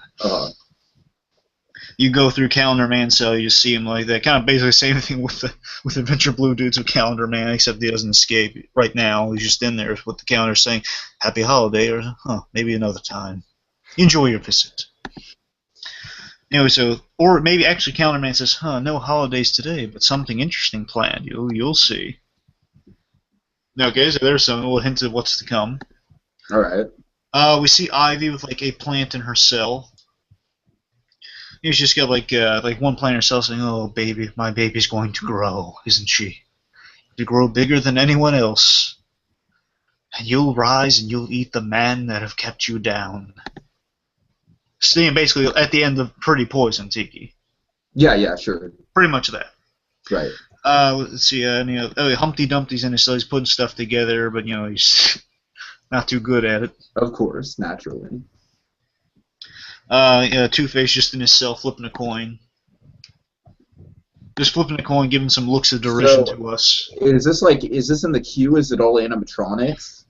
Again, it's a mix of live actors, like a few animatronics here and there, like a Humpty Dumpty may be an animatronic. Okay. I'm gonna maybe animatronic. I think the problem with hiring live actors is that you actually have to physically pay them. Well, I mean, it's like pre-recorded footage playing on some of these cells too. So if all else fails, then just play that. I hear you. If all else fails, just play that. But it's pretty much that's what you're gonna be aiming at, just like cells, or sometimes people. Usually, it's gonna be them in the cell, so it's pretty much just could be pre-recorded technically if all else fails. Okay. Anyway, so also Clayface, and this one would be.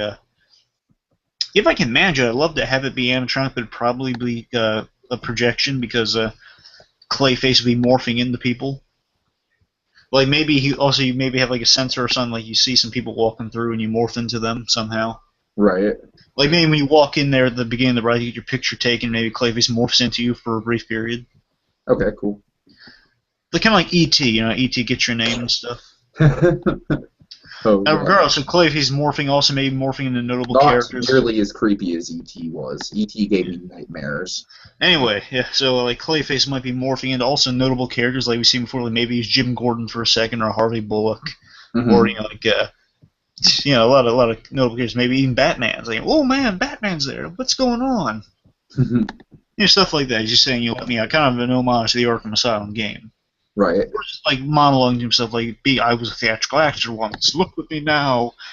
Black Mask would be in his cell just freaking out, making a tantrum as he usually does, like throwing a chair or something at the cell wall. Saying, "Let me out of here!" I'm robbing freaking Silas. Let me out of here. Okay. He's losing his stuff. He's really temper tantrum. That's what Black Mask does. So Mr. Freeze would be an animatronic. He'd be really sorrow, looking like you feel bad for him.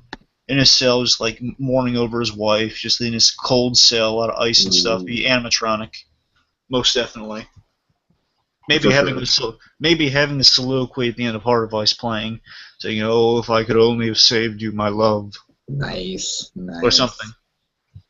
Perhaps. Then, okay, after we reach Mr. Freeze's cell. Actually, hold on a sec. Let me make sure. Actually, I might not have had a moving run at all. I gotta double check here real quick. Whatever. If you don't have it, it's fine. Walkthrough's fine. Checking here. Yeah, actually, I'm pretty sure. Yeah, I'm pretty sure it's all walking this ride. Okay, so basically, it's just like a nice little walkthrough through the it's fun. Inmates and their cells and their environments. Yeah, pretty much. But also, there's a little more to it, as I'm about to get to. But yeah, it's all walking now, so bear that in mind. Okay, sure. Okay, so yeah, so we're walking through, and then a power outage happens, because that always happens in these rides. Oh boy, yeah, of course. The power outage, everything goes wrong. Yeah, power outage happens. All the cells they open up, and we turn around, and then basically all the cells are empty. Oh boy. And it's like, oh boy, keep moving. Like Cash is like on his. I assume the actor playing Cash is gonna be with us. He's gonna tell us to hang back for a second. Okay, here's what's gonna happen. All right, so after we get past Mr. Freeze's cell, Cash is gonna a little thing on his radio saying, you need to get here. The Joker's making a scene. And he says, oh yeah, I'm sorry, I forgot to mention one thing. There were 2 more cells I forgot to mention. Sorry, 3 more cells. So Mad Hatter, he's just remembering Alice in his cell, saying, "Oh, Alice, where are you? I miss you, Alice, and the wondrous adventures we went on." Just recounting her in his cell. We see Harley Quinn in her cell. She's going nuts and saying, "Oh, hi, people, how you doing?" So she might be a live one, if not pre-recorded, but she'll be really happy, saying, "Oh, you're gonna like what's gonna happen today."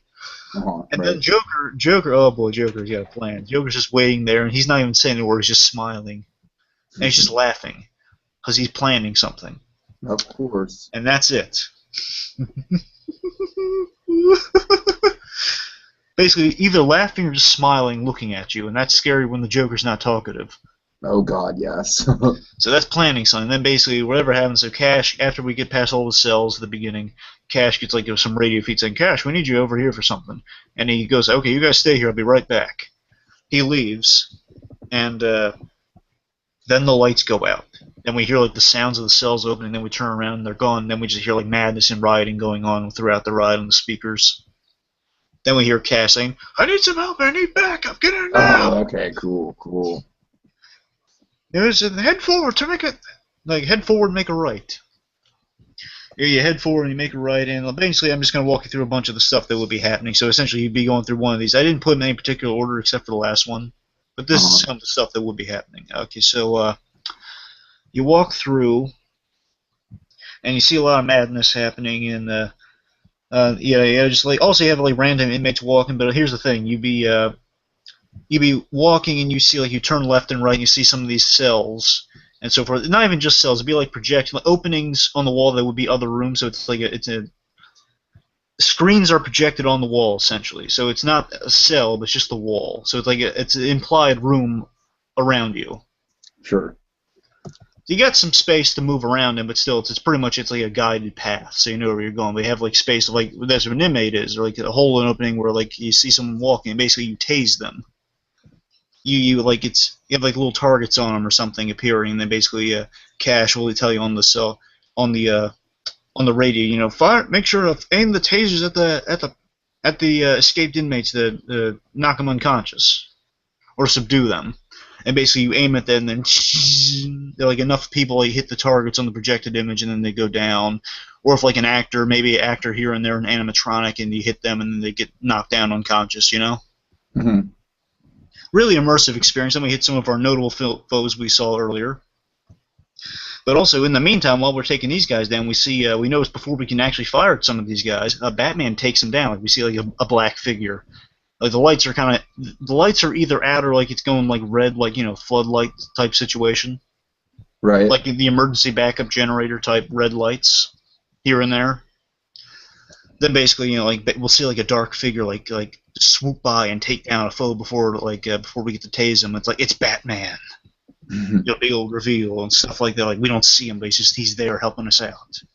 We keep moving forward, and then we hit. We see Aaron Cash in one side of the room. Again, this is probably going to be all pre-recorded. This stuff, if not like a bit of set piece here and there, but pretty much pre-recorded stuff where we can fire at. Aaron Cash, he's like Croc has Aaron Cash like at his throat, like he's holding Aaron Cash about to eat his other hand or something, and Cash is not scared. He's saying, "You put me down before I do something really bad to you." He says, "Right. I wonder if your other arm tastes like chicken." And then basically, Batman swoops in and saves him. Then Batman yells to you, "Tase him now!" Or like basically says, "Fire now!" After he gets Cash out of the way, and then they all tase him. Then like as Croc is about to get up again, Batman like throws a batarang at him and knocks him out. Stay down. And then basically, we keep swooping in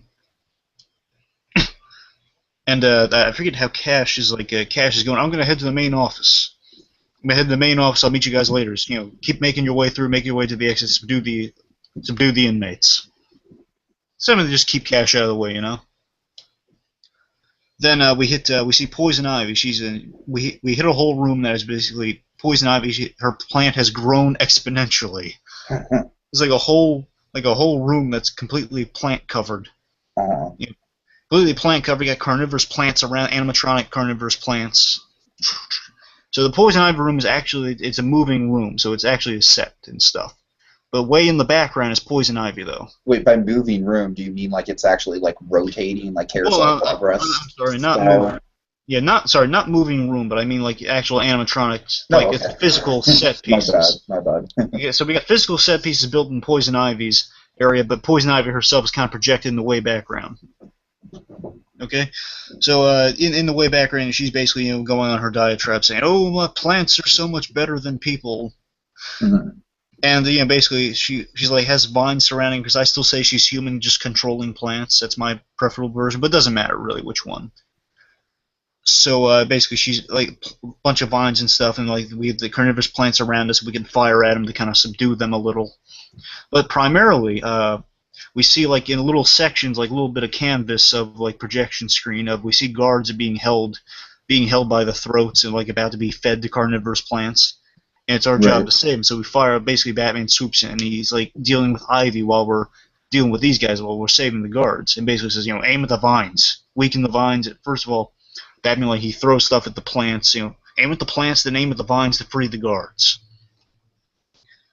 And then we do that, and then basically either Batman's going to swoop in to save the guards, or we're going to actually deliver them to safety. We're probably just going to we tase the giant plant monsters, and then we tase the vines to free them, and then meanwhile Batman's dealing with Ivy, and it's not looking good for him. Batman's like caught off guard by surprise. The thing's wrapping around his ribcage, some thorns are happening, he's really in pain. And then basically says, direct fire on the vines, basically coming out for tentacles coming from Poison Ivy, essentially. Like all around her, like basically they're strangling Batman, kind of holding her connected to the plants. It's how she's controlling him. Basically, says, aim at the vines, connect and weaken the vines. Concentrate fire to weaken the vines so she has nothing to control. And we do that.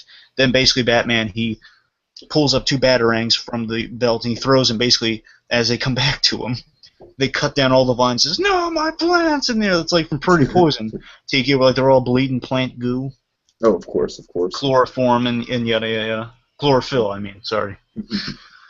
Chlorophyll, and basically then Batman, also I want to show some pheromones and stuff going off in the air. Right. Then basically a giant carnivorous plant monster's about to attack. Batman strings it around and basically knocks down her pedestal so she falls, and Batman handcuffs her, knocks her out. Okay. Then we have another room similar to that with Mr. Freeze. Is basically just Mr. Freeze isn't really attacking you, but he's like a whole frozen section of the asylum you walk past. And again, when Freeze is in Arkham, he doesn't really want to escape. He likes his solitude. So pretty much just freezing the asylum, and that's it. Maybe you see some frozen inmates that I don't know, maybe there's some frozen inmates and Batman just a little moment of Batman appearing behind him, and he says, I'm heading back to my cell now. Don't disturb me. Oh, right. Basically, that's it. You have 10 minutes to thaw them if you want. So basically, Freeze wouldn't even put up a fight. He's just causing trouble for the heck of it because he's depressed. Okay. Little neat little thing there, in my opinion. Yeah, maybe I'm saying I didn't really think it out that much, but stuff like that. But they would end with this. Joker would, Joker would be there. He's like in the main attraction. He'd be over the intercom saying, I hope you liked my little surprise. Actually, I'm sorry. He would have said this earlier when the power blacked out. He's saying, oh, I hope you liked my surprise. Now you're going to see how mad this place can really be. Essentially something along those lines, just saying, I'm going to show you how mad this place truly is, and you guys are not cut out to be guards. Okay. Is what he's saying. And essentially also, like, along the way, probably, like, we'd also help taser some other inmates and yada yada, like maybe Black Mask. Also, Clayface would probably have escaped because he transformed into a guard, and like, ooh, here's not for Clayface. Maybe like Clayface transformed. Basically, Batman says, "Behind you!" And we turn around, and we see a projection behind us of Clayface being a battering, throwing at Clayface, throwing at one of us. That turned into Clayface, and then Batman knocked him out or something, or we tased them all at once. Right. Anyway, so basically that would keep going for a bunch of inmates, but it'd end with basically after Joker over the intercom saying, you're gonna hope you like my little surprise to see how crazy this place really is. And the whole message of this ride, what I'm really delivering with this ride, hopefully, is that if you're Batman or you're seeing Batman, the reason Batman's necessary is that there's never-ending madness in this city. It's all confined in this one building primarily, and I would really question kind of the whole revolving door policy of Arkham. Oh, yeah. People will escape. Yeah, sure. And Joker's whole message behind doing this is not just to discourage us, but it's to say to Batman and us the visitors, saying, oh, don't you love it? This city is madness. Even the madhouse. This madhouse is not remotely in control. We pour out in the streets, we come back here where it's all nice and homey, we can kill as many people as we want before we break out again. Patsy, don't you see, until you kill us, until you put us down, until you crush all hope, essentially, we're just going to keep making a mess of things. And there's nothing you can do to stop us, you or any of your little cohorts along. You can't inspire diddly squat, Batman. This city's going to be giggling in a corner and bleeding. From the madness that I instill in this world, that we all instill in this world, in this crazy city. And essentially, Batman would like have Joker at the throat and say, essentially, Batman would have Joker at the throat at the end of the ride, just saying he stopped him and yada yada yada. And essentially, Batman would say, "I don't know, Joker. I'm not the one who stopped you. They did. What does that say about you?" And then Joker would stop laughing, and then basically, he would throw Joker down at our feet, and then we'd all tase Joker simultaneously at the same time. And he'd say, I like this technology. "You like the what?" I said I like the tasing technology you incorporated. Oh, yeah. And then basically Joker would be thrown to the ground from whatever, and he says, "I didn't stop you, Joker. They did." So Batman's even lightened up a little bit because we helped out. Then we'd all tase him, and Batman has like a little smirk and says, "Thanks." It's something Batman would rarely have time to say. He said, "Thanks. Keep up the great work." Then he'd disappear in the shadows.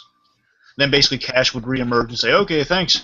You guys actually have a good future in this. Thanks. Thanks for the help. We got everything under control here. Joker's going back in the room. I have a sense we got help from another outside being that none of us are going to talk about, right? Good." To keep this so he doesn't have to worry about paperwork or anything. And then basically says, "So I guess, anyway, you guys go home early today, but see you bright and early tomorrow." Okay. It's like a never-ending job at Arkham. So what do you guys think? Right. I mean, it's really immersive. You certainly put a lot of thought into it, and there's definitely a lot of cool stuff there. The one problem I kind of have with it is the fact that I feel like, again, you kind of rely a little too much on the live actors, and I feel like that just... Well, look, I don't know. The only actor you really need, you just need Aaron Cash. Okay, so you're saying everything else in the attraction would be an animatronic? Because I'm saying... It's either there are animatronics and pretty much it's projections, but I'm saying if you can get a live actor in some of these roles, it'd be great. But pretty much it is all pre-recorded. I think you only need a live Joker, Cash, and Batman. Okay. At the very least, Batman technically could be an animatronic, but you could have a real Batman. Just someone to throw. You just need a Batman to throw a Joker.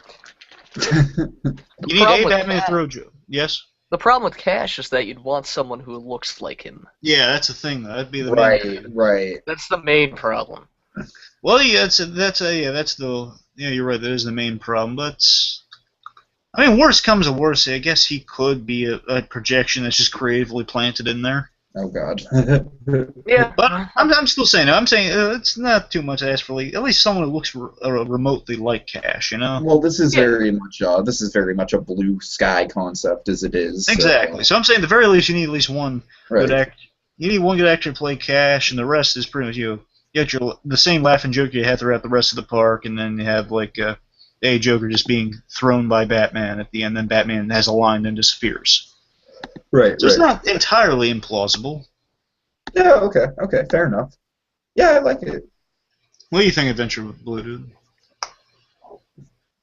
No apology. Yeah, it looks good. Other than the obvious live actor stuff. Well, again, I think that's a way around the live actor stuff, with the exception. Oh yeah, there's a way around it. Yeah. I'm saying, ideally, I'd hope to have some live actors in there for behind the cells and stuff, but if not, just all projections and animatronics. I mean, the thing with live actors is that they do it in theme parks, but usually they do it for special events like Halloween Horror Nights or something like that. Usually, like, really one of the only attractions I can think of that uses live actors on a permanent basis is the House of Horrors at Universal Studios. And if I remember correctly, I believe I've heard things on their end about how they have a really hard time keeping even just that one attraction staffed. And so sometimes you'll go through there and they'll just be like, like no actors there. So it's, I don't know, I'm just saying it's kind of it's live actors and attractions, especially when you're trying to like time it out to where the guests are walking through it. It is a bit of a logistics nightmare. Yeah. But again, miracle exceptions, perhaps. Yeah, sure. But overall, I think for all our pitches, we got some good ideas, right? Yeah, I think I was about to say, I think, just between the three of us, I think we came up with something worth talking about, hopefully, after 3 videos. Yeah. All right. So this is, gentlemen, are we just about done with this subject? Do we want to pick another subject to return to? Well, before we do that, should we make final remarks, or you want to pick the thing now? I don't really have any final remarks. I was going to say, maybe we should all just say something, just the one last time, just the idea of a Gotham theme park. Would we like to see it, anything like that, or... Well, I mean, yeah, obviously, I think we'd all like to see it. I think, it's like... one of the things, if you go back and watch the first video, Blue Dragon 5, you really put an emphasis on, there should be, a sense of danger behind every corner of this park. You know what I mean? Yeah. So... a sense of adventure, Right. If you can make it in Gotham, you can make it anywhere. That's one of the best ways you can play Gotham. That's what I like to capture with the thing. Adventure Blue, anything you want to say on Gotham? The idea of a Gotham theme park? I'm sorry? Anything on, just the idea of a Gotham theme park? I mean, if it was to happen, it would be great, but honestly, as sad as I am saying it, I don't see it happening anytime soon. Yeah, that's the shame. Some of the best we could guys, in all likelihood, we could come up with the best ideas in the world for a theme park. But the problem is, logistically, we need money, resources, and determination by actors. Yeah. Some of us, but regardless, we just need a lot of funding, space, and just logistics. Yeah, definitely logistics not here. But in the spirit of Batman, we know that this park would be the ultimate thing for Batman. We know that. Yeah. Oh, definitely. It'd be awesome, but even Batman as a character deserves. It'd put Six Flags to shame if this park was made. But these are. I think it's not hard to put Six Flags to shame. No, it's not. Just the idea of giving Batman a theme park that'd be a really immersive experience. It's been a really fun thing. I've been really talking about it with you guys, just kind of coming up with some ideas for. Yeah, it's been fun. Batman, yeah. And I'm glad we finally got through it after 6 months. Yeah. Oh Well, god. Batman deserves 6 months. Yeah, Yes, he damn does. straight. Damn straight. And he doesn't deserve Ron Jeremy, so shame on you, Mew. It wasn't even on the Batman video. That was What? the Pixar. That was the Pixar video, wasn't it? No, it was a Wasn't it? Batman video. Yeah, It was he a ruined Gotham our video. he I'll be ruined damned. our first video. Remember Yeah. the first 20 minutes? Yeah. No, I it was the remember him first- doing it. I thought it was the Pixar video. No, the first video. we haven't even done Pixar. Yeah, we have.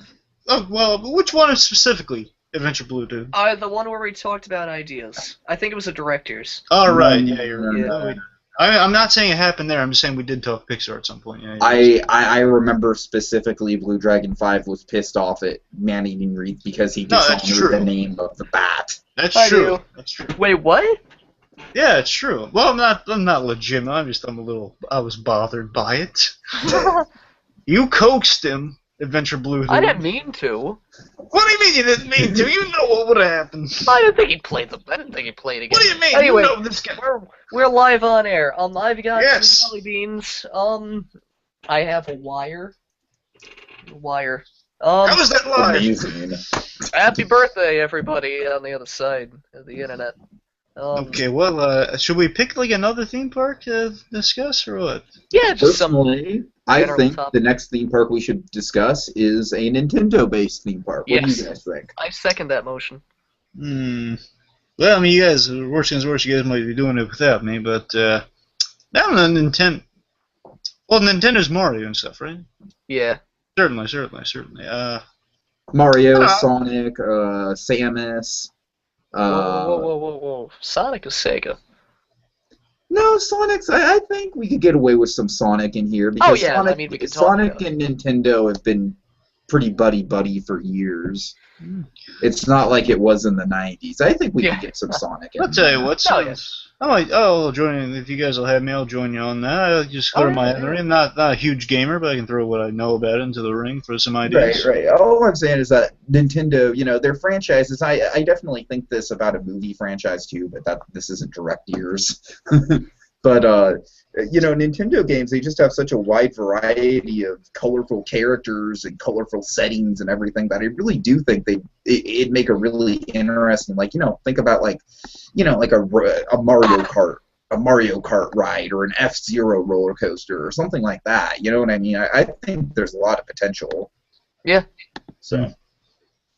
All right, guys. So that will do it for this episode of Park Builders Unite, and we are done assembling this iniquity.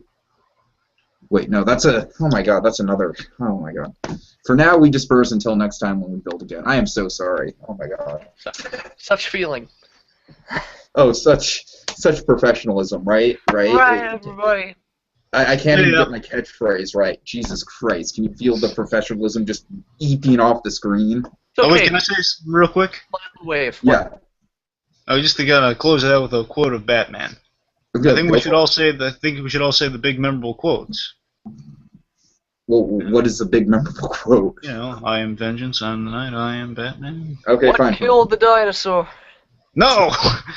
The ice Wrong! Okay, how about we each say a part of it, okay? Okay. Okay, you start Adventure Blue, dude. I forgot the quote. I am vengeance. Ah. Go ahead. Okay, I am Adventure vengeance. Blue Dude, you say I am vengeance. Blue I Jack am 5, you vengeance. say I am the night, and I will say the I am- Batman. part. I am vengeance. I am the night. And I am the goddamn Batman! Yeah! Right.